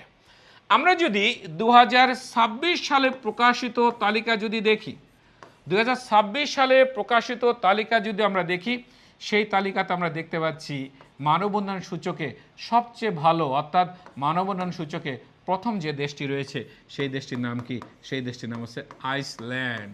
এর আগের দুটা রিপোর্টে ছিল সুইজারল্যান্ড, বাট 2026-এর রিপোর্টে কে রয়েছে, একদম মানব উন্নয়ন সূচকে শীর্ষে রয়েছে কোন দেশ, আইসল্যান্ড। আর আমরা যদি বাংলাদেশের কথা যদি বলি, তাহলে বাংলাদেশ রয়েছে এই সূচকের কততম পজিশনে, এই সূচকের 130তম পজিশনে রয়েছে। তাহলে আমরা আমাদের পরীক্ষায় আসা ঢাকা বিশ্ববিদ্যালয়ের 2025-26 শিক্ষাবর্ষে আসা যে প্রশ্ন, এইচডিআই একটি দেশে মূলত কি পরিমাপ করে, আমি বলেছি তিনটি বিষয়ের উপর ভিত্তি করে, তিনটি বিষয়ের উপর ভিত্তি করে এইচডিআই সূচক কী করা হয়, প্রকাশ করা হয়, যার একটা হচ্ছে হেলথ, এডুকেশন, আর একটা হচ্ছে ইনকাম। তাহলে আমরা দেখতে পাচ্ছি শিক্ষা, এডুকেশন আছে, হেলথ স্বাস্থ্য আছে, আর একটা কি আয়ের পরিমাপ, আয়ের পরিমাপ আছে। তাহলে এই প্রশ্নের উত্তর কি হবে, এই প্রশ্নের উত্তর হবে বি। এই প্রশ্নের উত্তর কি হবে, এই প্রশ্নের উত্তর হবে বি। আশা করি এভাবে যখন আমরা পড়াবো তোমাদের, এই পড়ানোর মাধ্যমে তোমাদের বেসিকটা এতটাই স্ট্রং হবে যে প্রশ্নে আসুক না কেন, তোমরা ডিরেক্টলি যদি উত্তর কমন নাও পাও, ডিরেক্টলি যদি প্রশ্ন কমন নাও পাও, তাহলে ওই টপিকটা দেখেই তোমরা প্রশ্নের উত্তর করে আসতে পারবে। এভাবেই তোমাদের বেসিককে স্ট্রং করার দায়িত্ব কাঁধে তুলে নিচ্ছে আর এডুকেশন। সো আমরা বলবো অনলাইন প্ল্যাটফর্ম, বাংলাদেশের যত প্ল্যাটফর্ম রয়েছে, তোমরা ভর্তি হওয়ার আগে বেশ কয়েকটা বিষয় সেটা যাচাই করে নিবে। তার মধ্যে অন্যতম হচ্ছে যে ক্লাসের মান কেমন, ফ্রি ক্লাস করে দেখবে, তাদের সার্ভিসটা কেমন, এগুলো সব কিছু বিচার বিশ্লেষণ করেই তোমাকে ভর্তির সিদ্ধান্ত নিতে হবে। মাথায় রাখবে, এই ভর্তির সিদ্ধান্ত যদি খারাপ হয়, যদি তুমি এমন কোনো প্ল্যাটফর্ম চুজ করে থাকো যে প্ল্যাটফর্মের টিচার প্যানেল ভালো না, যারা কমিটমেন্ট দিয়ে কমিটমেন্টটা রক্ষা করে না, প্রিভিয়াস ইয়ারে তাদের সেখান থেকে খুব ভালো রেজাল্ট করতে পারেনি শিক্ষার্থীরা, তাহলে কিন্তু এই ভুলটা তোমার সারা জীবনের কান্না হয়ে দাঁড়াবে। তাই আই এডুকেশনের প্রতি আস্থা রাখো এবং নিজের ভবিষ্যৎ গড়তে এক ধাপ এগিয়ে থাকো। এর পরের প্রশ্ন আমরা চলে যাব। এরপরে আমরা দেখতে পাচ্ছি একটা প্রশ্ন, সেটা হলো যে দারফুর অঞ্চলটি কেন সুপরিচিত, দারফুর অঞ্চলটি কেন সুপরিচিত। আমরা জানি যে সভ্যতার বিকাশে এবং পৃথিবীতে অনেক কিছু নিয়েই যুদ্ধ হয়েছে, প্রাকৃতিক সম্পদ নিয়ে যুদ্ধ হয়েছে, ভূখণ্ড দখলকে কেন্দ্র করে যুদ্ধ হয়েছে, সংখ্যাগরিষ্ঠ মানুষ সংখ্যালঘু মানুষদেরকে নিশ্চিহ্ন করে দেওয়ার জন্য সেখানে যুদ্ধ কিন্তু হয়েছে। সো আফ্রিকা মহাদেশের অন্যতম গুরুত্বপূর্ণ যে দেশ, সেই দেশের নাম কি, সুদান। আফ্রিকা মহাদেশের অন্যতম গুরুত্বপূর্ণ যে দেশ, সেই দেশের নাম কি, সেই দেশের নাম হচ্ছে সুদান। সুদানের পশ্চিম দিকে, সুদানের পশ্চিম দিকে অবস্থিত একটি আদিবাসী অঞ্চল, সেটার নাম কি, সেটার নাম হচ্ছে দারফুর। নাম কি, নাম হচ্ছে দারফুর। এই দারফুর অঞ্চলে যারা বসবাস করে তারা হচ্ছে অনারব। অনারব মানে কি, তারা আরব না, অর্থাৎ তাদের ভাষা কি না, আরবি না, তারা উপজাতি অধ্যুষিত। সুদানের সরকার তারা এই দারফুর অঞ্চলের শিক্ষার উন্নয়ন, স্বাস্থ্যের উন্নয়ন, চিকিৎসার উন্নয়ন, কারিগরি ব্যবস্থার উন্নয়ন, অবকাঠামোগত উন্নয়ন করে নাই। অবকাঠামোগত উন্নয়ন করে নাই, যে কারণে সুদান থেকে দারফুর অঞ্চলটা অনেক বেশি পিছিয়ে আছে, অনেক বেশি অনুন্নত, অনেক বেশি খাদ্য সংকট, অনেক বেশি বিশৃঙ্খলা এই অঞ্চলে বিরাজমান। 2003 সালে যখন এই সুদানের দারফুর অঞ্চলটা সুদানের সরকারের বিপক্ষে, যার নাম হচ্ছে ওমর আল বাসির, এই ওমর আল বাসিরের বিপক্ষে যখন আন্দোলন সংগ্রাম শুরু করলো, তখন এই ওমর আল বাসির কি করলো? চিন্তা করো, ওমর আল বাসির, এই ওমর আল বাসির তখন কি করলো? তখন সুদানের একটি সশস্ত্র গ্রুপ, যার নাম হচ্ছে জানজাবিদ বা জানজাউদ। এই জানজাবিদ বা জানজাউদ, এই যে সুদানের যে একটা মিলিশিয়া গ্রুপ, এটা হচ্ছে সুদানের মিলিশিয়া গ্রুপ। এই মিলিশিয়া গ্রুপকে কি করলো? গ্রুপকে এই ওমর আল বাসির লাগিয়ে দিলেন দারফুর অঞ্চলে এই আন্দোলনকে দমন করার জন্য। অর্থাৎ এই যে মিলিশিয়া গ্রুপ, সরকার সমর্থিত মিলিশিয়া গ্রুপ, ওমর আল বাসিরের বিপক্ষে যেহেতু তারা আন্দোলন সংগ্রাম করছে, তাদেরকে দমন করার জন্য, তাদেরকে নিশ্চিহ্ন করার জন্য একটি সন্ত্রাসবাদী গোষ্ঠী, একটি সশস্ত্র গ্রুপকে কি করলো? মিলিশিয়া গ্রুপকে লাগিয়ে দিল কাদের উপরে? লেলিয়ে দিল কাদের উপরে? দারফুর অঞ্চলের উপজাতি অধ্যুষিত জনগণের উপরে, যারা অনারব। তাদেরকে ধরে হত্যা করতে থাকলো, তাদেরকে ধরে ধর্ষণ করতে থাকলো। এভাবেই প্রায় 3 লক্ষ মানুষ কি হলো? হত্যাকাণ্ডের শিকার হলো, এবং 20 থেকে 25 লক্ষ মানুষ কি হলো? বাস্তুচ্যুত হলো। কি হলো? বাস্তুচ্যুত হলো। তার মানে আমরা বলতে পারি যে এখন সেটা কি? তাহলে দারফুর অঞ্চলটা কেন সুপরিচিত? প্রাকৃতিক সম্পদের জন্য না, পর্যটনের জন্য না, বৈজ্ঞানিক গবেষণার জন্য না, দীর্ঘমেয়াদী সংঘাত ও মানবিক সংকটের কারণে।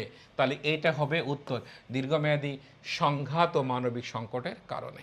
এই সংকট সমাধানের জন্য, এই সংকট মোকাবেলা করার জন্য জাতিসংঘ 2007 সালে কি করলো? 2007 সাল থেকে এই দারফুর অঞ্চলে একটা শান্তি রক্ষা মিশন পরিচালনা করে যাচ্ছে। সেটার নাম কি? সেটা হচ্ছে ইউনামিড বা United Nations African union mission in Darfur. United Nations African union mission in Darfur. So সুদানের এই দারফুর অঞ্চলটা দীর্ঘমেয়াদী সংঘাত মানবিক সংকটের কারণে বিখ্যাত বা সুপরিচিত। তাহলে তোমাদেরকে যদি প্রশ্ন করা হয় যে সুদানের দারফুর অঞ্চলটা সুদানের কোন অংশে অবস্থিত, আমরা অবশ্যই বলবো এটা পশ্চিমে অবস্থিত। আবার যদি প্রশ্ন হয় যে দারফুর সংকটের সৃষ্টি হয় কখন, তখন আমরা উত্তর করব 2003 সালে। আবার যদি প্রশ্ন হয়ে থাকে জাতিসংঘ কত সাল থেকে দারফুর অঞ্চলে শান্তিরক্ষা মিশন পরিচালনা করে আসছে, তখন আমরা উত্তর করব 2007 সাল থেকে। এবং শান্তিরক্ষা মিশনটির নাম কি? ইউনামিড বা United Nations African union mission in Darfur. So এভাবেই যদি ব্যাখ্যা করে বিশ্ববিদ্যালয় ভর্তি পরীক্ষায় আসা প্রশ্নগুলোর ব্যাখ্যা যদি আমরা তোমাদেরকে সুন্দরভাবে দিতে পারি, এবং তোমরা যদি সেগুলোকে সুন্দরভাবে রপ্ত করতে পারো, আমরা কথা দিচ্ছি তোমরা তোমাদের বিশ্ববিদ্যালয় যে ভর্তি যুদ্ধ, এই ভর্তি যুদ্ধে অনেকটাই সুবিধা পাবে আমাদের মাধ্যমে।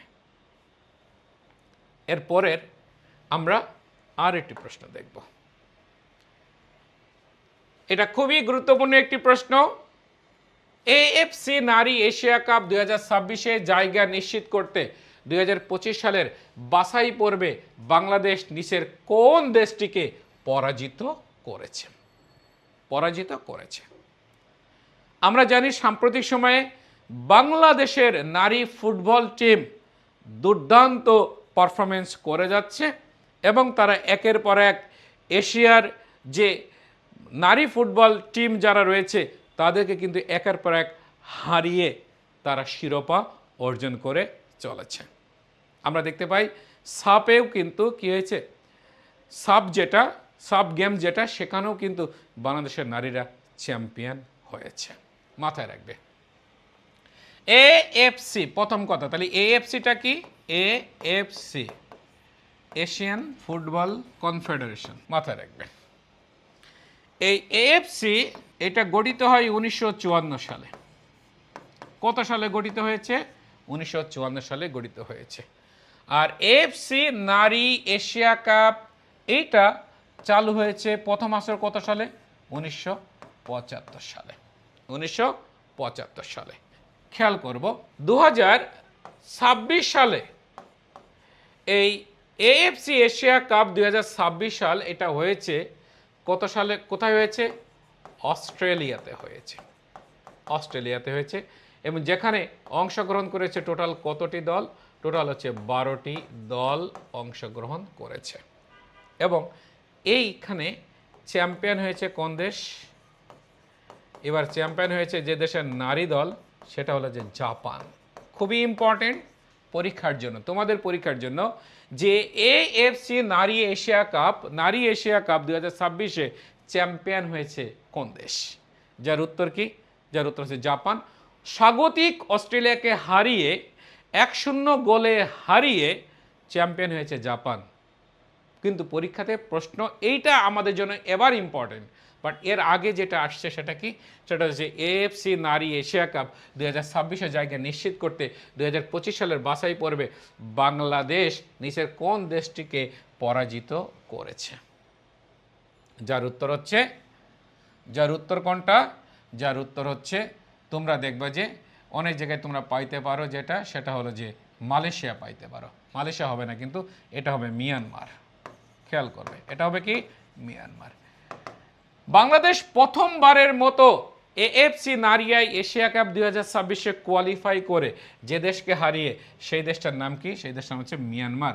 অর্থাৎ এখানে মিয়ানমারের স্কোর কত ছিল? 1, আর বাংলাদেশের স্কোর কত ছিল? বাংলাদেশের স্কোর হচ্ছে 2। মিয়ানমার 1 আর 2 হচ্ছে কোন দেশ? 2 হচ্ছে বাংলাদেশ। অর্থাৎ এই মিয়ানমারকে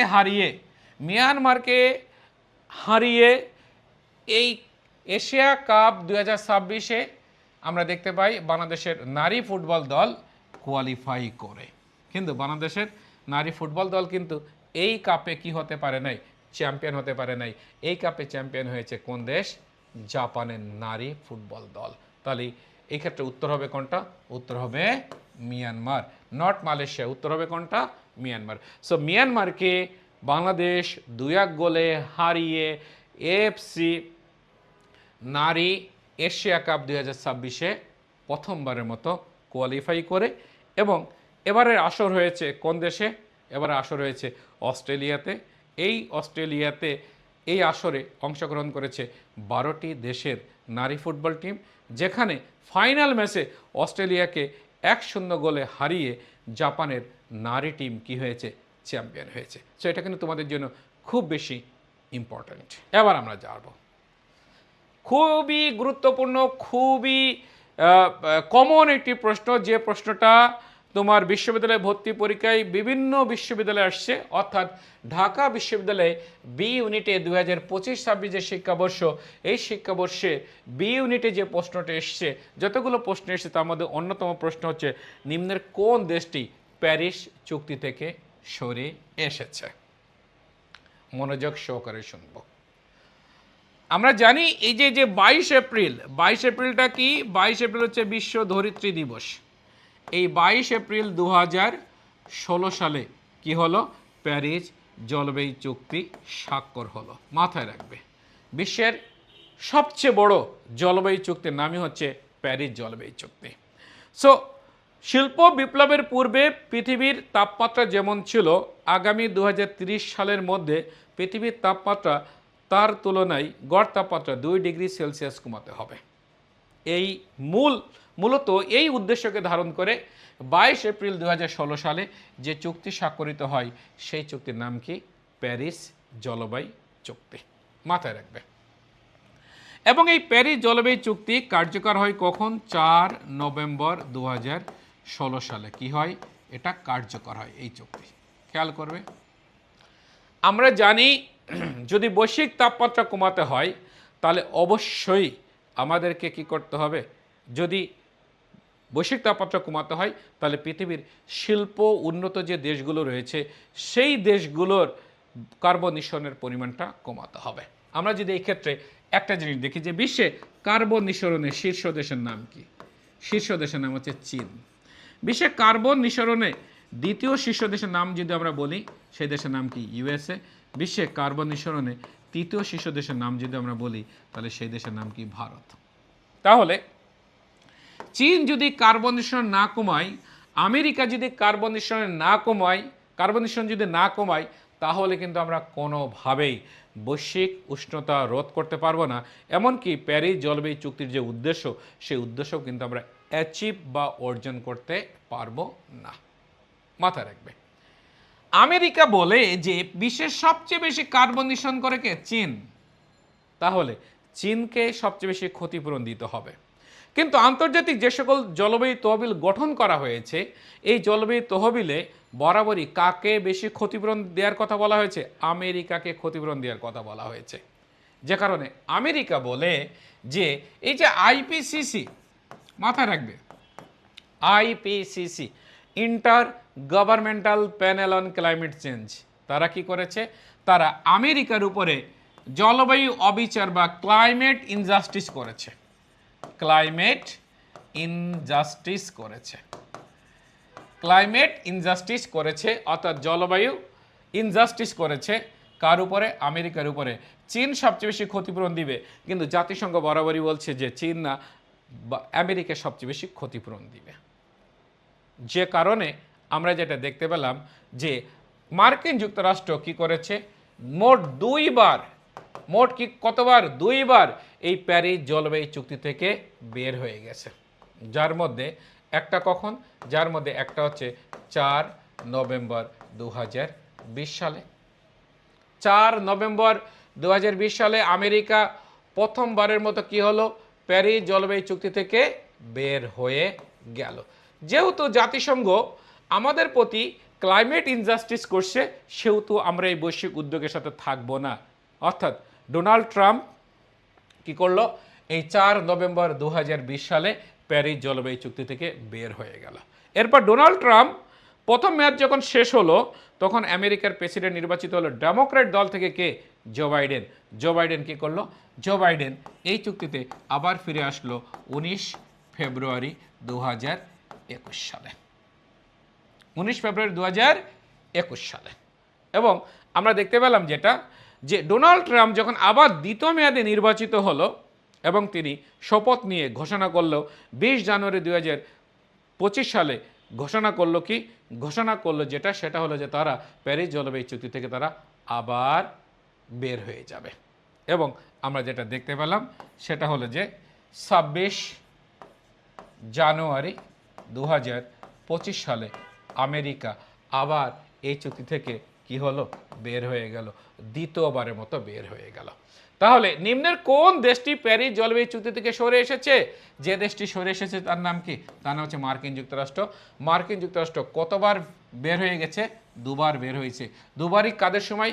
রিপাবলিকানদের সময়, রিপাবলিকান দলের সময়। রিপাবলিকানরা যখন ক্ষমতায় রয়েছে, অর্থাৎ ডোনাল্ড ট্রাম্প যখন আমেরিকার প্রেসিডেন্ট, প্রথমবার বের হয় কত সালে? 2020 সালে। দ্বিতীয়বার বের হয় 26 জানুয়ারি 2025 সালে। তাই প্যারিস জলবায়ু চুক্তি তোমরা খুবই মনোযোগ সহকারে পড়ো, হয়তোবা এখান থেকে আবার প্রশ্ন আসতে পারে এবং আমি যতটুকু আলোচনা করলাম এই আলোচনা থেকে তুমি অবশ্যই প্রশ্নের উত্তর করতে পারবে। তাই শুধুমাত্র ওই ব্যাখ্যাটা, শুধুমাত্র উত্তর জানলাম, শুধু উত্তর জেনে লাভ হবে না, তুমি কিন্তু পরীক্ষায় ভালো করতে পারবে না। যদি তুমি উত্তর জানার পাশাপাশি ওইটার ব্যাকগ্রাউন্ড যদি জানো যে প্যারিস জলবায়ু চুক্তি নিয়ে প্রশ্ন হয়েছে, তাহলে আমি জানবো কি প্যারিস জলবায়ু চুক্তি। এভাবে সুন্দর গঠনমূলক, ব্যাখ্যামূলক এবং দুর্দান্ত ইনফরমেশন পাইতে তোমাদেরকে অবশ্যই করা উচিত আই এডুকেশনের ক্লাসগুলো রেগুলার করা উচিত এবং খুবই মনোযোগ সহকারে করা উচিত। তাহলে তোমরা অবশ্যই কী করবে, অবশ্যই পরীক্ষাতে ভালো করবে। এইবার আসো, ঢাকা বিশ্ববিদ্যালয়ে 2025-26 শিক্ষাবর্ষের বি ইউনিটে আরেকটি গুরুত্বপূর্ণ প্রশ্ন এসেছে, কোন দেশ কোন আদালতে ইসরায়েলের বিরুদ্ধে গণহত্যার অভিযোগে মামলা করেছে।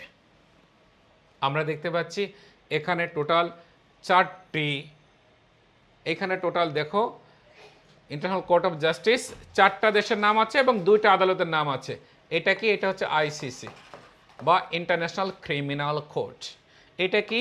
এটা হচ্ছে আইসিজে বা ইন্টারন্যাশনাল কোর্ট অফ জাস্টিস। এটা আইসিসি বা ইন্টারন্যাশনাল ক্রিমিনাল কোর্ট, এটাও ICJ international court of justice. মনোযোগ সহকারে শুনবে। তো আমরা জানি যে 1948 সালে জাতিসংঘের উদ্যোগে একটা কনভেনশন প্রণীত হয়। সেই কনভেনশনের নাম কি? সেই কনভেনশনের নাম হচ্ছে গণহত্যা কনভেনশন। নাম কি? নাম হচ্ছে গণহত্যা কনভেনশন। সো আমরা জানি যে মধ্যপ্রাচ্যের বিস্ফোরা বা ক্যান্সার নামে পরিচিত যে দেশটার নাম কি? যে দেশটার নাম হচ্ছে ইসরায়েল। এই ইসরায়েল রাষ্ট্রটি 1948 সালে প্রতিষ্ঠিত হয় এবং 48 সালে প্রতিষ্ঠিত হওয়ার পর আমরা দেখতে পাই একের পর এক ফিলিস্তিনের ভূখণ্ড তারা কি করে দখল করেছে। আর এই দখল করতে গিয়ে তারা সেখানে কি করেছে? নির্বিচারে মানুষ হত্যা করেছে। এই যে গাজা, ফিলিস্তিনের যে গাজাতে তারা গণহত্যা পরিচালনা করেছে। ইসরায়েলের এই যে বর্বর আচরণ, এই যে গণহত্যার যে আচরণ, এই আচরণের বিপক্ষে দাঁড়ানো কিন্তু 4টেখানি কথা না, মাথায় রাখতে হবে। আমেরিকার অনেক বড় বন্ধুকে ইসরায়েল, তাহলে ইসরায়েলের বিপক্ষে যদি কোনো একটি রাষ্ট্র মামলা করে, আলটিমেটলি সেই রাষ্ট্রটি আমেরিকা সহ পশ্চিমা বিশ্বের অনেক শক্তিশালী দেশের বিপক্ষে কিন্তু চলে গেল। সো এই যে গাজা, এই গাজাতে যে ইসরায়েল একের পর এক যে গণহত্যা পরিচালনা করছে, এই গণহত্যা থেকে গণহত্যার বিচার নিশ্চিত করার জন্য ইসরায়েলের বিপক্ষে মামলা করেছে আফ্রিকা মহাদেশের একটি দেশ। যে দেশটির নাম কি? যে দেশটির নাম হচ্ছে দক্ষিণ আফ্রিকা। কোথায় মামলা করেছে? মামলা করেছে ইন্টারন্যাশনাল কোর্ট অফ জাস্টিসে। কখন মামলা করেছে? মামলা করেছে 29 ডিসেম্বর 2023 সালে। সো ইসরায়েল যে একের পর এক গাজা সহ মধ্যপ্রাচ্যে যে গণহত্যা চালাচ্ছে, যে হত্যাযজ্ঞ চালাচ্ছে, এইটার সুবিচার, এটা ন্যায় বিচারের জন্যই আফ্রিকা মহাদেশের দেশ দক্ষিণ আফ্রিকা জাতিসংঘের আন্তর্জাতিক আদালত, যেটা আইসিজে বা ইন্টারন্যাশনাল কোর্ট অফ জাস্টিস, এখানে মামলা করেছে 29 ডিসেম্বর 2023 সালে। 29 ডিসেম্বর 2023 সালে। এখানে আমরা এটার সাথে আমরা আর একটা জিনিস জেনে নেব, সেটা হলো যে এই যে দেখো, তার মানে এই প্রশ্নের উত্তর কি? এই প্রশ্নের উত্তর হচ্ছে ডি। এখানে আমরা আর একটা জিনিস জেনে নেব, সেটা কি? সেটা হচ্ছে রোহিঙ্গা। এই যে রোহিঙ্গাদের উপরে যে গণহত্যা চালাইছে, কে চালাইছে? মায়ানমার। কে চালাইছে? মায়ানমার। এই মায়ানমার যে রোহিঙ্গাদের উপর যে গণহত্যা চালিয়েছে, এই গণহত্যার বিচারের জন্য আমরা যেটা দেখতে পাই সেটা হলো যে 11 নভেম্বর 2019 সালে, 11 নভেম্বর 2019 সালে আইসিজেতে মামলা করেছে যে রাষ্ট্রটি, সেই রাষ্ট্রটির নাম কি? সেই রাষ্ট্রটির নাম হচ্ছে গাম্বিয়া। সেই রাষ্ট্রটির নাম কি? গাম্বিয়া। তাহলে কোন দেশ কোন আদালতে ইসরায়েলের বিরুদ্ধে গণহত্যার অভিযোগে মামলা করেছে? যদি ইসরায়েলের বিরুদ্ধে গণহত্যার মামলার বিষয়টা আসে, তাহলে আমরা লিখব কি? দক্ষিণ আফ্রিকা। কোথায় করেছে? ইন্টারন্যাশনাল কোর্ট অফ জাস্টিসে। আর যদি রোহিঙ্গাদের ইস্যু আসে, তাহলে আমরা লিখব কি? তখন আমরা উত্তর করব, রোহিঙ্গাদের ইস্যু যদি আসে, তখন আমরা উত্তর করব B number, Gambia international court of জাস্টিসে মামলাটা করে। কখন মামলা করে? 11 নভেম্বর 2019 সালে। সো এরকম দুর্দান্ত ব্যাখ্যামূলক ক্লাসের সাথে যদি তুমি নিজের সম্পর্কে যদি গড়ে তুলতে পারো, এই ক্লাসগুলো বা এই টপিকের আলোচনা যদি তুমি সুন্দরভাবে যদি শিখতে পারো, রপ্ত করতে পারো, তাহলে তোমার বেসিক অনেক বেশি স্ট্রং হবে। আমি মোহাম্মদ নবাব আলী কথা দিচ্ছি তোমাদেরকে। আমরা ঢাকা বিশ্ববিদ্যালয়ে 2025-26 শিক্ষাবর্ষে আসা খুবই গুরুত্বপূর্ণ আরেকটি প্রশ্ন নিয়ে আমরা কথা বলবো, যেটা বি ইউনিটে এই প্রশ্নটা এসছে। প্রশ্নটা কি? Leave no one behind. Leave no one behind এই কথার অর্থ কি? এই কথার অর্থ হচ্ছে কাউকে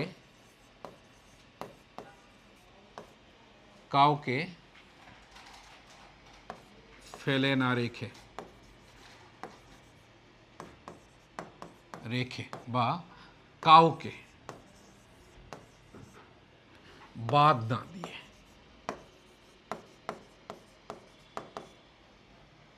প্রশ্নটি হচ্ছে লিভ নো ওয়ান বিহাইন্ড নিচের কোনটির মূলনীতি? অপশনগুলো আছে কি? টেকসই উন্নয়ন লক্ষ্য, সহস্রাব্দ উন্নয়ন লক্ষ্য, প্যারিস জলবায়ু চুক্তি, ভিয়েনা কনভেনশন। এই 4টি অপশন রয়েছে। আমাদের এইখান থেকে একটি অপশনকে উত্তর হিসেবে বেছে নিতে হবে।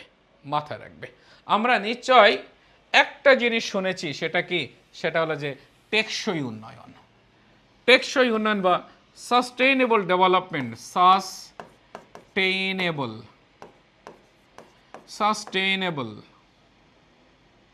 ডেভেলপমেন্ট, যার বাংলা কি? যার বাংলা হচ্ছে টেকসই উন্নয়ন। টেকসই উন্নয়ন। এখন তুমি একটা জিনিস চিন্তা করো তো, সেটা হলো যে টেকসই উন্নয়ন আসলে কাকে বলে? প্রথমে সেটা আমরা জানি, বা সাস্টেনেবল ডেভেলপমেন্ট বলতে আসলে কি জানি আমরা। দেখো, টেকসই উন্নয়নটা হচ্ছে যে টেকসই উন্নয়ন বলতে বোঝাবে এমন উন্নয়নকে যে উন্নয়নটা হবে পারিপার্শ্বিক কোনো কিছুর ক্ষতি সাধন না করে উন্নয়ন, যে উন্নয়নটা হবে সকলের জন্য উন্নয়ন, এবং যার ফলাফল বর্তমান প্রজন্ম ভোগ করবে, আগামী প্রজন্মের জন্যও সংরক্ষিত থাকবে। এমন উন্নয়নকে কি বলা হবে? সাস্টেইনেবল ডেভেলপমেন্ট বা টেকসই উন্নয়ন। আমি আরেকবার বলি, সাস্টেইনেবল ডেভেলপমেন্ট বা টেকসই উন্নয়ন বলতে বোঝায় এমন উন্নয়নকে যে উন্নয়ন হবে পারিপার্শ্বিক কোনো কিছুর ক্ষতি সাধন না করে উন্নয়ন, যে উন্নয়ন থেকে কেউই বঞ্চিত হবে না, সকলকে নিয়ে উন্নয়ন হবে, এবং যার ফলাফল বর্তমান প্রজন্ম ভোগ করবে এবং আগামী প্রজন্মের জন্য সংরক্ষিত থাকবে। এমন উন্নয়নকে বলা হয় সাস্টেইনেবল ডেভেলপমেন্ট বা টেকসই উন্নয়ন। আমরা জানি যে এই সাস্টেইনেবল ডেভেলপমেন্ট বা টেকসই উন্নয়নের জন্য জাতিসংঘ কি করলো? 2016 থেকে 2030 পর্যন্ত 17টি লক্ষ্যকে সামনে রেখে একটি উন্নয়ন লক্ষ্যমাত্রা গ্রহণ করলো, যেটাকে কি বলা হচ্ছে? যেটাকে বলা হচ্ছে এসডিজিএস বা সাস্টেইনেবল ডেভেলপমেন্ট গোলস। যেখানে টোটাল গোলস আছে কয়টা? টোটাল গোলস আছে 17টা, এবং 169টি কি রয়েছে? 169টি টার্গেটস রয়েছে। তাহলে দেখো, এই যে এসডিজির সময়কাল বা মেয়াদকাল কত? 2016 থেকে 2030। যেখানে গোল আছে কয়টা? 17টি। যেখানে সহযোগী লক্ষ্যমাত্রার বা টার্গেট রয়েছে কয়টা? 169টি। এখন আসো তো, পৃথিবীর 800 কোটি মানুষের মধ্যে প্রায় অর্ধেক কি নারী? প্রায় অর্ধেক কি নারী? যদি আমরা নারীদেরকে শিক্ষিত না করি, যদি আমরা নারী দারিদ্র্যের হার যদি কমিয়ে না নিয়ে আসি, যদি আমরা নারীদেরকে রাজনীতিতে অংশগ্রহণ নিশ্চিত না করতে পারি, যদি আমরা নারীর অর্থনৈতিক মুক্তি অর্জন করতে না পারি, যদি আমরা নারী উদ্যোক্তা সৃষ্টি করতে না পারি, তাহলে আসলেই কি সাস্টেনেবল ডেভেলপমেন্ট হবে? হবে না। অর্থাৎ পৃথিবীর অর্ধেক মানুষকে আলাদা রেখে বঞ্চিত করে কোনোভাবেই পৃথিবীর কাঙ্ক্ষিত উন্নয়ন হবে না। তাহলে সাস্টেনেবল ডেভেলপমেন্টে অবশ্যই হইতে হবে কি? সকলকে নিয়ে উন্নয়ন, সকলের জন্য উন্নয়ন। তাহলে কিন্তু আমরা নারীদেরকে কি করতে পারি না? নারীদেরকে আমরা এখানে বঞ্চিত করতে পারি না। তাহলে কাউকে বাদ রেখে যদি উন্নয়ন করি, সেটা কিন্তু টেকসই উন্নয়ন কোনোভাবেই হবে না। তাহলে লিভ নো ওয়ান বিহাইন্ড বা বিহাইন্ড, অর্থাৎ কাউকে বাদ রেখে নয়। তাহলে এটা কিসের সাথে যাবে? এটা কি ভিয়েনা কনভেনশনের সাথে যাবে? না। প্যারিস জলবায়ু চুক্তির সাথে যাবে? না। সশব্দ উন্নয়ন বা এমডিজির সাথে যাবে? না, এমডিজির সাথেও যাবে না। এটা কিসের সাথে যাবে? এটা যাবে এসডিজি এর সাথে যাবে। অর্থাৎ টেকসই উন্নয়ন, অর্থাৎ কোনো মানব গোষ্ঠীর কোনো একটি অংশকে বাদ রেখে আমরা যদি উন্নয়ন করি সেই উন্নয়ন কী হবে না, কোনোভাবেই টেকসই হবে না। তার মানে এটা যাচ্ছে কার সাথে, এটা যাচ্ছে টেকসই উন্নয়ন লক্ষ্যের সাথে যাচ্ছে বা এসডিজির সাথে যাচ্ছে। যে কারণে এই প্রশ্নের উত্তর হবে কি, এই প্রশ্নের উত্তর হবে টেকসই উন্নয়ন লক্ষ্য। তাহলে দেখো এইখান থেকে আমরা জানতে পারলাম কি সাস্টেনেবল ডেভেলপমেন্ট বা টেকসই উন্নয়ন বলতে কি বোঝায়, তারপরে এসডিজির মেয়াদকাল কত 2016 থেকে 2030, আবার এই এসডিজিতে গোল কয়টা 17টি, টার্গেট কয়টা 169টি। সো এভাবে সুন্দর ব্যাখ্যামূলক ক্লাস যদি তোমরা করতে চাও তাহলে তোমরা জয়েন করো আই এডুকেশনে। আমরা তোমাদেরকে কথা দিচ্ছি তোমার বেসিক হবে স্ট্রং এবং তুমি বিশ্ববিদ্যালয়ে ভর্তি পরীক্ষার যে যুদ্ধ সেই যুদ্ধে তুমি অবশ্যই জয়ী হতে পারবে। তবে এখানে একটা কথা যে সামনে ডিসেম্বর পর্যন্ত তোমাকে পড়ার টেবিল থেকে উঠলে চলবে না, ক্লাস করতে হবে, প্রচুর প্র্যাকটিস করতে হবে, প্রচুর এক্সাম দিতে হবে এবং আমাদের সংস্পর্শে থাকতে হবে। সো অনলাইন প্ল্যাটফর্মে যত প্ল্যাটফর্ম রয়েছে তাদের মধ্যে সবথেকে আমি বলতে পারি যে আই এডুকেশন রয়েছে সবার শীর্ষে, কারণ তারা তাদের যে কমিটমেন্ট, এই কমিটমেন্ট থেকে কখনোই তারা পিছপা হয় না, তারা অলওয়েজ তাদের কমিটমেন্টে থেকে আরও বেশি সার্ভিস তোমাদেরকে প্রোভাইড করে থাকে।